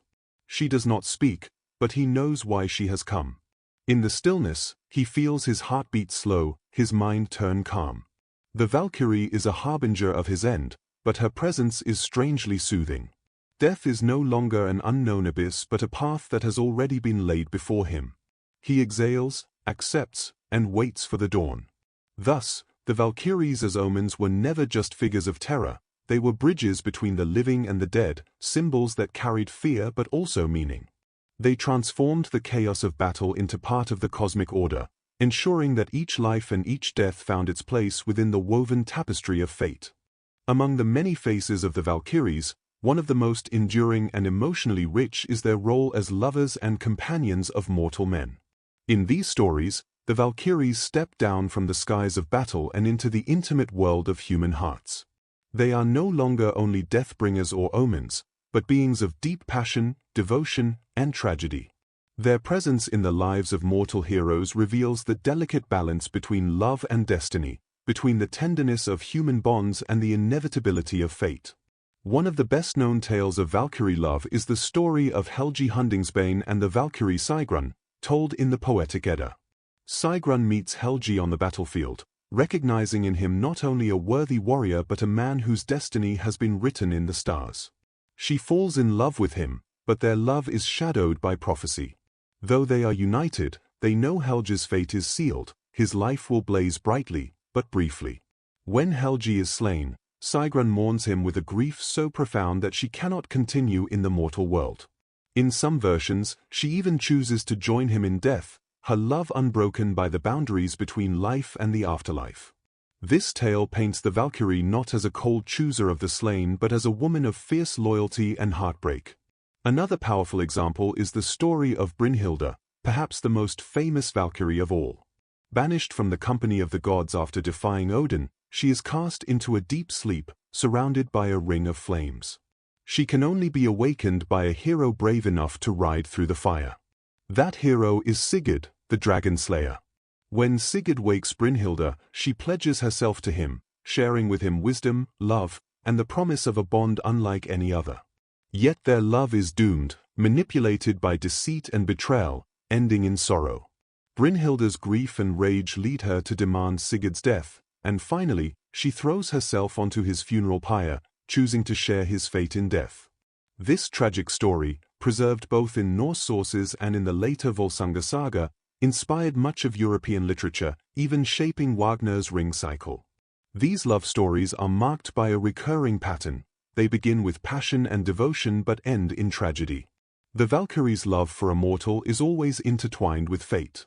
No matter how deep the connection, destiny cannot be undone. This reflects a broader Norse worldview, that joy and sorrow, love and loss, exist side by side, and that even the brightest moments of life are fleeting.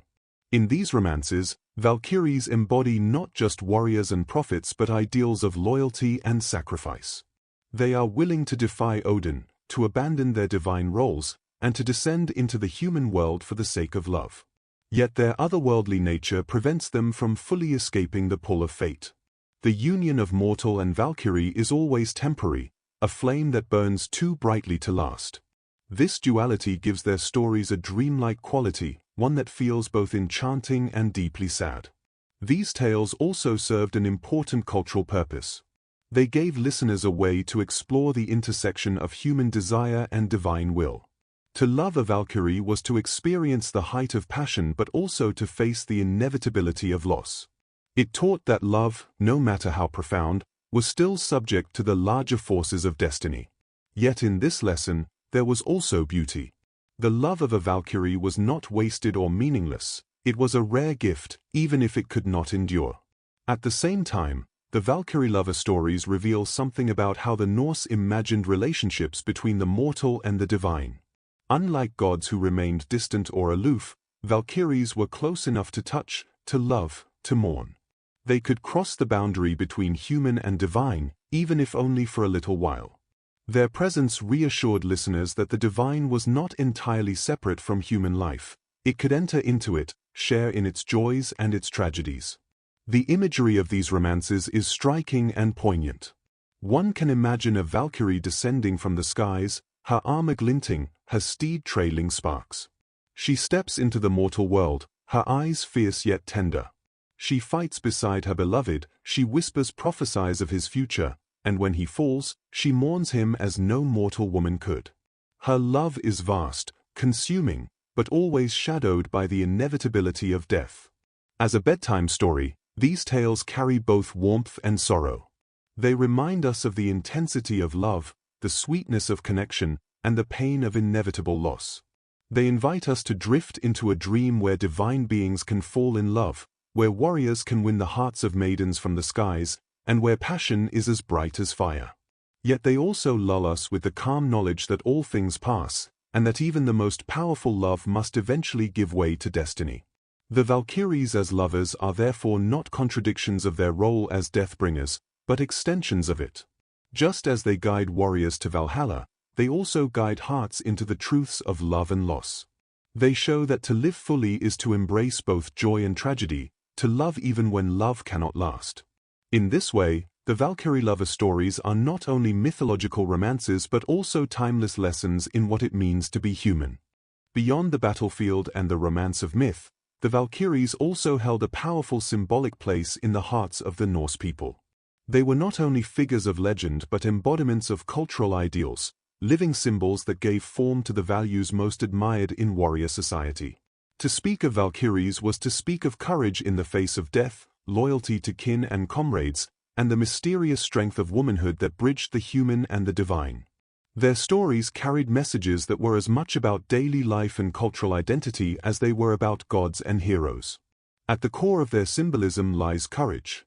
The Valkyries, after all, were those who selected the brave to join Odin in Valhalla. This meant that courage was not just a personal virtue but a divine criterion. To die with courage was to be noticed by the Valkyries, to earn a place among the chosen.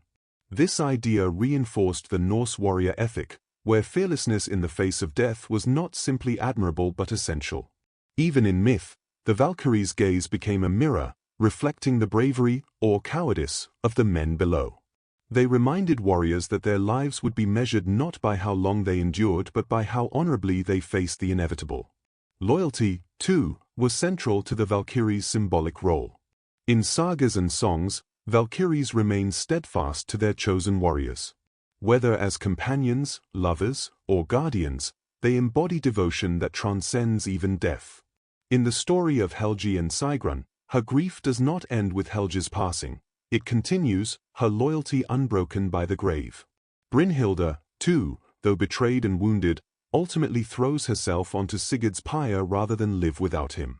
These tales, while tragic, upheld loyalty as one of the highest virtues. They showed that fidelity was not fleeting but eternal, binding mortal and divine alike.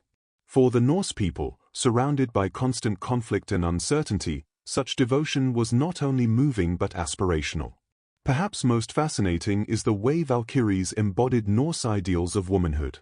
Unlike the passive maidens of other mythological traditions, Valkyries were active, powerful, and commanding. They did not wait quietly for heroes. They rode into battle, made choices, and shaped destinies. Yet their strength did not erase their femininity. They were depicted as beautiful, radiant, and deeply capable of love. In them, the Norse imagination fused warrior spirit with feminine presence, creating an ideal that was both fierce and tender. Women in Norse society may not have ridden into battle like Valkyries, but they wielded influence in the household, in politics, and in storytelling. The Valkyrie stories amplified this duality, showing that womanhood could carry both gentleness and immense power. Symbolically, Valkyries also served as a cultural bridge between fear and acceptance of death. Death was constant in the Viking Age, through war, disease, and hardship. To personify death in the form of Valkyries made it more approachable, even honorable. They were not faceless reapers but maidens who guided the worthy. This softened the terror of mortality, giving it beauty and purpose. In this sense, Valkyries were not only mythic figures but psychological comforts. They helped the Norse make sense of life's fragility, transforming fear into acceptance. The Valkyries also embodied the cultural love of storytelling. Skaldic poets often invoked them as metaphors for battle or as symbols of inspiration. To describe a Valkyrie hovering over a clash was to heighten the drama and give meaning to the chaos of war. In poetry, they were not distant goddesses but ever-present reminders of values, courage, loyalty, honor, that were central to the community. Every recitation of a Valkyrie story reaffirmed these ideals, weaving them into the collective identity of the people. In a softer light, Valkyries also symbolized protection. While they are often remembered as choosers of the slain, many tales show them watching over heroes, guiding them through danger, and offering counsel. Their protective aspect made them figures of comfort as well as dread. Just as a warrior's fate might be sealed, so too might he take solace in knowing that a Valkyrie would be there to carry him into the next life. This protective role resonated with listeners who longed for reassurance that death was not abandonment but a passage guided by gentle, divine hands. For women listening to these stories, Valkyries could also serve as figures of empowerment. Though bound to Odin's service, Valkyries often defy him, choosing their own paths and lovers. Brynhilde's rebellion, though punished, revealed an independence of spirit that mirrored the independence many Norse women had in their daily lives. Women in Viking society could own property, demand divorce, and influence decisions in their households and communities. The Valkyries, with their strength and willfulness, reflected this agency in a mythic form. As bedtime narration, the Valkyries' symbolic role takes on a reflective tone. We can imagine them not just on battlefields, but as ever-present reminders of human values. Their shining eyes mirror courage, their steadfast love echoes loyalty, their commanding presence speaks to the strength of womanhood. To drift into sleep with thoughts of Valkyries is to be reminded that even in a world of uncertainty and fate, there are virtues that endure. Courage, devotion, and strength remain, guiding us like the Valkyries' flight through the night sky. Thus, the Valkyries were more than mythic figures of death. They were symbols, shaping how the Norse saw themselves and their world. They embodied ideals that resonated far beyond the battlefield, ideals that touched every aspect of life: honor, loyalty, courage, and the power of women. In their stories, they became timeless figures, not just choosers of the slain, but reflections of the values that gave meaning to existence. As we move deeper into the great arc of Norse mythology, the Valkyries take on a role that extends beyond the battlefield and the personal bonds of love. They are woven into the destiny of the cosmos itself. For while much of their activity centers on the fates of individual warriors, the purpose of these choices ultimately points to Ragnarok, the twilight of the gods, the end of the world as it was known. In this vision of destruction and rebirth, the Valkyries stand not only as companions of warriors, but as silent architects of the final battle, preparing the chosen for a destiny far greater than themselves. The selection of the slain for Valhalla was never a random act. Every warrior guided by the Valkyries was gathered for a single, ultimate purpose: to fight alongside Odin when the end came. In this way, each ride of the Valkyries across a battlefield was not just the marking of a death, but a contribution to a cosmic army. This task imbued their actions with immense significance. They were not merely death-bringers, but recruiters for a divine cause, ensuring that when the great doom arrived, the gods would not stand alone. Ragnarok itself is described with immense drama in the Poetic Edda. The skies split apart, the seas boil, the earth trembles, and the bonds of order shatter. Loki leads the forces of chaos, the giants, the monstrous wolf Fenrir, the world serpent Jormungandr, against the gods of Asgard. In this clash, even Odin himself is fated to fall, devoured by Fenrir. Yet before his end, he marches at the head of an army of the slain, the Einherjar, those warriors chosen and guided by the Valkyries. It is here that the full meaning of their centuries of work becomes clear. They have not only chosen men for glory, but assembled a host for the final defense of creation. The Valkyries' presence at Ragnarok is implied rather than described in detail, but the implications are profound. They are the link between the world of men and the fate of the gods.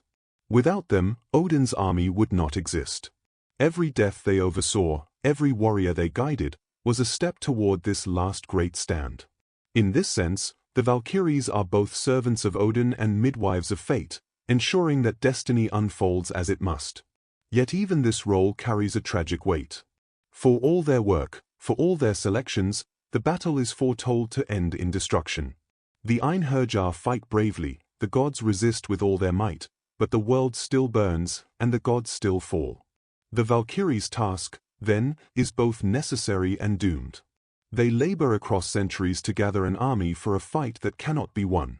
This inevitability deepens their association with fate and prophecy, reminding us again that in Norse myth, knowledge of the end does not prevent its coming.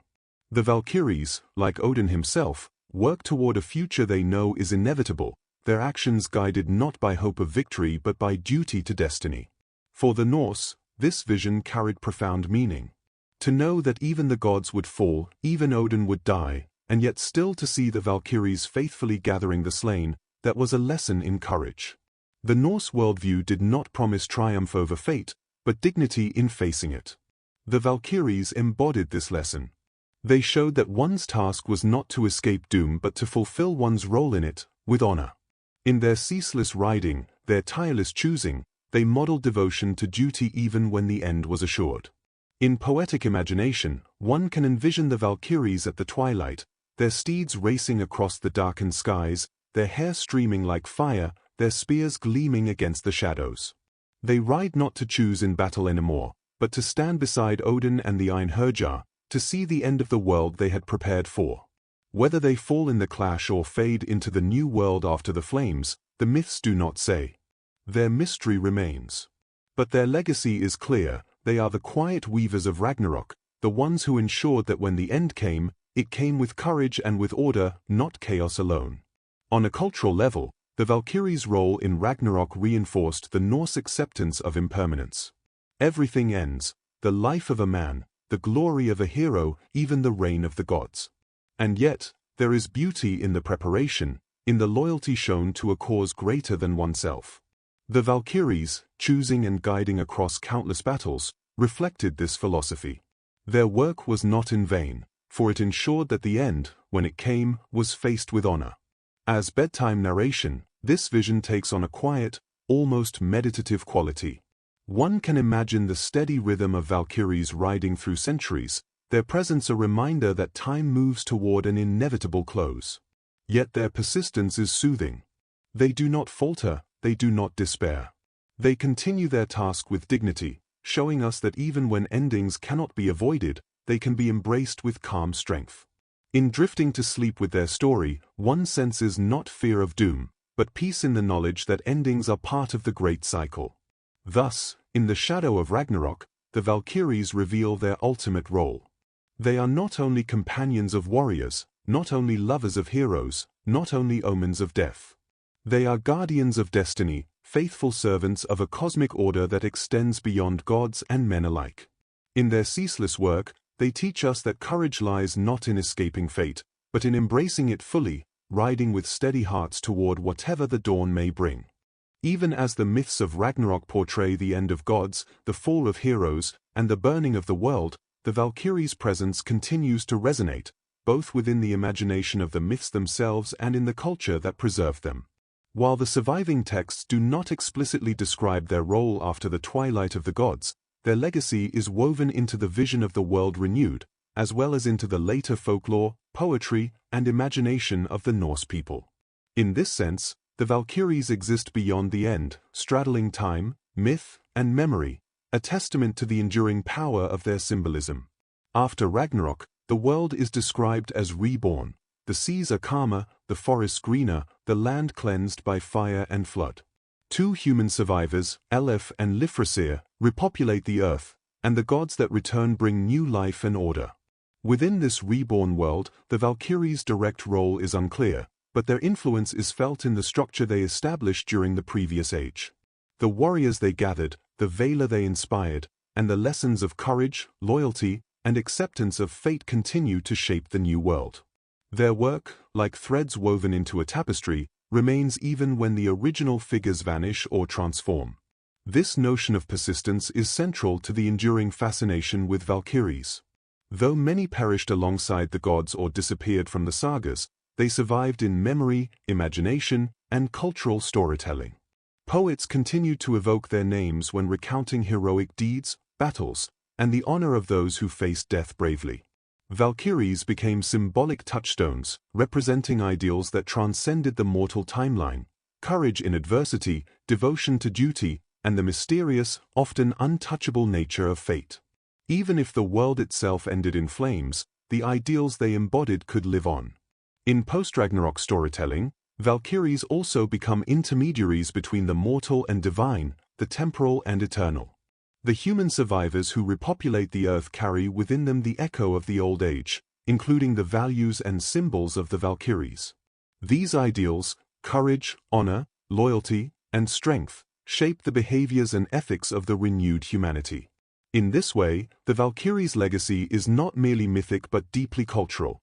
They guide indirectly, inspiring generations long after the final battle, through stories, rituals, and collective memory. Beyond the realm of high myth, the Valkyries seeped into Scandinavian folklore and artistic imagination. In later centuries, as Christianity spread across northern Europe, the Valkyries transformed in subtle ways, becoming more symbolic than literal. Folk tales depicted mysterious women who appeared at battlefields, rivers, or crossroads, sometimes as portents of death, sometimes as protectors. Their connection to fate, war, and love endured, even as the religious context changed. Artists, poets, and storytellers drew on their mythic imagery, romanticizing their flight through the sky, their gleaming armor, and their enigmatic beauty. In this sense, the Valkyrie stories became timeless, bridging pagan and Christian eras, legend and literature. Artistic depictions of Valkyries, especially in the 19th and early 20th centuries, continued to reinforce their symbolic power. Painters and composers like Peter Nikolai Arbo and Richard Wagner portrayed them as majestic, ethereal, and commanding figures. They were warriors, lovers, and mystics all at once. These images captured the imagination of audiences far beyond Scandinavia, embedding the Valkyries into the broader cultural consciousness of Europe. Even in music, such as Wagner's operatic cycles, Valkyries are not only dramatized but also imbued with narrative significance, as carriers of destiny, as powerful presences, and as symbols of the inevitability and nobility of fate. The continued fascination with Valkyries also lies in their dual nature, the intertwining of fear and comfort, death and honor. Even in stories told centuries later, they maintain this tension. They remain figures that provoke awe and reflection, reminding us that endings are part of life, that courage matters, and that love and loyalty endure beyond time. Their presence, whether in myths, sagas, or art, serves as a meditation on human experience. They allow listeners and viewers to explore mortality, heroism, and the divine from a safe distance, in a space where contemplation and imagination meet. In a calm storytelling context, the Valkyries of post-Ragnarok can be imagined gliding across the renewed world, their flight gentle and serene. They are no longer riding into battle, yet they continue to guide, inspire, and watch over the cycles of life and death. One can picture them perched at the edge of a still lake, wings folded, their presence felt rather than overt, a whisper of history and destiny in the quiet night. They carry with them all the lessons of their existence, the value of courage, the inevitability of fate, the poignancy of love and loss. Their enduring legacy reminds us that myth is not static. Valkyries, though born of war and prophecy, continue to live in memory, shaping ideals and inspiring imagination. Even when the old world ended, their symbolic presence ensured that human courage, loyalty, and wonder remained intact. They exist in the silent spaces of stories, in the imagination of poets and listeners, and in the collective memory of a culture that revered both life and death, joy and sorrow, the fleeting and the eternal. Thus, the Valkyrie story does not truly end with Ragnarok. Whether in the reborn world, in art, or in cultural memory, they persist as eternal symbols. They glide between the mortal and divine, between past and present, reminding all who listen that while endings come, the essence of what was noble and beautiful endures. They are the watchers, the inspirers, and the enduring echoes of a world that has passed but lives on in stories, imagination, and quiet reflection. As the threads of Norse mythology stretch into the present, the Valkyries take on yet another form, one that is gentle, reflective, and perfectly suited to the quiet world of sleep and contemplation. In this role, they leave behind the chaos of battle and the urgency of destiny, becoming ethereal guides who escort the imagination through dreamscapes, meditations, and moments of calm. Their power is no longer tied to mortal combat or divine prophecy but to presence, atmosphere, and the subtle shaping of thought and emotion. They are figures who embody reflection, introspection, and serenity, making them uniquely suited to the storytelling traditions designed for relaxation and sleep. In the imagination, Valkyries glide silently through misty skies, their movements measured and graceful. They are often pictured with armor softened by moonlight, their hair flowing like silver threads, their eyes luminous yet calm.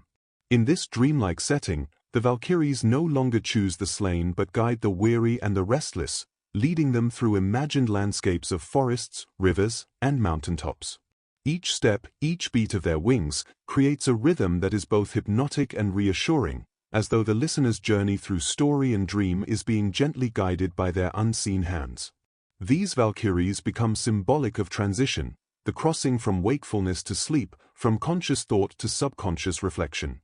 Just as they once guided warriors to the afterlife, they now guide the mind into the quiet realms of dreams. Their presence conveys a sense of safety and order. The imagination is not left untethered, but accompanied by beings who understand the balance of light and shadow, of action and stillness. Listening to stories of Valkyries, one might feel as though they are being carried across vast landscapes on calm wings, each narrative beat a step deeper into relaxation. Their dreamlike quality is heightened by the imagery of movement and silence. They ride through clouds that shift and shimmer, over rivers that reflect the soft glow of distant stars. There is no hurry, no battle, no terror, only the sense of passage, of being in transit, guided by presence and wisdom. In this space, the Valkyries' legendary attributes, strength, courage, loyalty, take on new meanings. They symbolize the courage to release the day, to surrender to rest, and the loyalty that exists between the mind and its need for calm. They become companions for the night, the guardians of the psyche as it drifts toward sleep. The meditative aspect of these Valkyries also ties to the Norse sense of interconnectedness. Just as they were once intertwined with fate, prophecy, and the weave of life, in dreams they embody the flow of consciousness, the interlacing of thoughts, memories, and emotions. Each Valkyrie may represent a quality or a theme. One may embody serenity, another reflection, another release. By envisioning them in this way, the listener can explore inner landscapes safely, feeling held by the same presence that once inspired or encouraged in the mortal world. Their quiet guidance also mirrors their cultural legacy. Over centuries, the Valkyries have moved from the dramatic battlefields of sagas into quieter forms, poetry, painting, music, and now, storytelling for sleep and relaxation. In these modern interpretations, they retain their symbolic depth but are reframed as gentle presences, suited to contemplation rather than conflict. Their mythic weight becomes a soft lens through which listeners can examine themes of mortality, courage, and human connection without fear or urgency. They encourage reflection on life cycles, the passage of time, and the balance of light and dark, an echo of the Norse worldview, adapted to the rhythms of modern listening and dreaming. In practice, a story that frames Valkyries as meditative guides might describe their movements across serene landscapes, their whispered guidance, or the calm light that surrounds them. The narrative invites listeners to slow their breathing, to picture the soft rustle of wings, the gentle glint of armor under starlight, the echo of footsteps over mossy paths. In this space, imagination can wander, emotions can settle, and the mind can embrace stillness. The Valkyries, once fierce and commanding, are now gentle shepherds of inner calm, embodying a balance between power and peace. Even their historical attributes, once tied to war, love, and death, can be transformed into symbols of personal reflection. The courage of warriors becomes courage to face the self, the loyalty of the slain becomes loyalty to one's inner journey, the inevitability of fate becomes the acceptance of life cycles. In this way, the Valkyries are not distant or frightening figures but intimate companions of the mind, leading one gently through contemplation, meditation, and ultimately, sleep. As bedtime narration, one can imagine drifting through a quiet, moonlit forest or across a starlit sea, Valkyries guiding silently beside the listener, their presence calming and protective. Their flight is slow, measured, unhurried, carrying the mind toward rest. Their story becomes a lullaby, a meditation, a quiet reminder that courage, loyalty, and beauty endure even in the quiet moments between wakefulness and dreams. Thus, the Valkyries, in this final transformation, demonstrate their enduring relevance. From battlefield choosers to lovers, symbols, and finally to meditative guides, they continue to move through human consciousness, carrying with them the timeless qualities of strength, grace, and wisdom. In the calm of night, they remind us that myth can soothe as well as inspire, that legends can guide the mind as gently as they once guided the brave, and that even the most formidable figures of old can become companions of peace and reflection. As our journey through the myths and stories of the Valkyries comes to a close, it is fitting to pause and reflect on their enduring presence, not only in the world of Norse legend, but in the imagination, memory, and quiet spaces of our own minds. From the tumult of battlefields to the whispers of love, from their symbolic embodiment of courage and loyalty to their serene role in guiding dreams, the Valkyries have traversed countless realms. Their flight, both literal and metaphorical, continues, reminding us that myth is never truly bound by time or place. Throughout the sagas, the Valkyries were at once fearsome and compassionate. They chose the slain on the battlefield, yet they also inspired warriors to face death with courage. They carried messages of destiny and fate, yet their presence was not devoid of intimacy, as seen in the tragic yet profound romances with mortal heroes. They bridged the mortal and divine, the human and cosmic, teaching that life, death, love, and honor are all part of the same intricate web. In reflecting on their stories, one is struck by the seamless blending of the terrifying and the beautiful, the fleeting and the eternal. In the context of bedtime storytelling and meditation, the Valkyries invite us into a gentle rhythm of reflection. Imagine the quiet night sky, the slow, steady beat of wings across moonlit clouds, the glint of armor softened by starlight. These images transform figures once associated with war into companions of the mind, guiding the imagination through landscapes of calm, introspection, and wonder. Their presence becomes a balm, a reminder that even the most formidable forces in myth can carry peace and reassurance.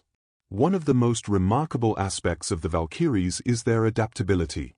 Across centuries, they have shifted roles in response to culture and imagination. In the Norse world, they were choosers of the slain, divine servants, and companions of heroes. In post-Ragnarok and in cultural memory, they became symbols of courage, loyalty, and feminine strength. In modern retellings, they guide imagination and reflection, helping listeners navigate the quiet realms of thought and sleep. Each transformation preserves the essence of the Valkyries, their power, grace, and unwavering presence, while offering new ways for humans to connect with their stories. Their dual nature, both commanding and gentle, is central to their lasting appeal. In one moment, they inspire awe with the inevitability of fate. In another, they soothe and guide with quiet reassurance. They embody the paradoxes of life itself, strength and vulnerability, action and stillness, mortality and the eternal. As figures of storytelling for sleep, they exemplify this balance, showing that even legends built on battle and destiny can be reshaped into sources of calm and reflection. The Valkyries also remind us of the value of courage and loyalty in everyday life. Though the stakes of myth are cosmic, the principles they embody are human and universal. To face challenges with courage, to remain steadfast in relationships and responsibilities, to embrace the cycles of life with acceptance, these are the lessons they carry from the battlefield into the quiet moments of the mind. Even in sleep, as the imagination drifts into dream, the Valkyries' guidance encourages reflection on how these virtues can shape our own journeys. Love and connection, too, remain central to their stories. Whether as tragic companions of mortal heroes or as symbols of loyalty and devotion, they teach that love is powerful, transformative, and sometimes fleeting. In this sense, their narratives offer comfort as well as contemplation. They acknowledge loss, honor memory, and celebrate the intensity of connection. For listeners, this creates a gentle space in which to process emotions, to appreciate the beauty of human relationships, and to find solace in the continuity of experience across time.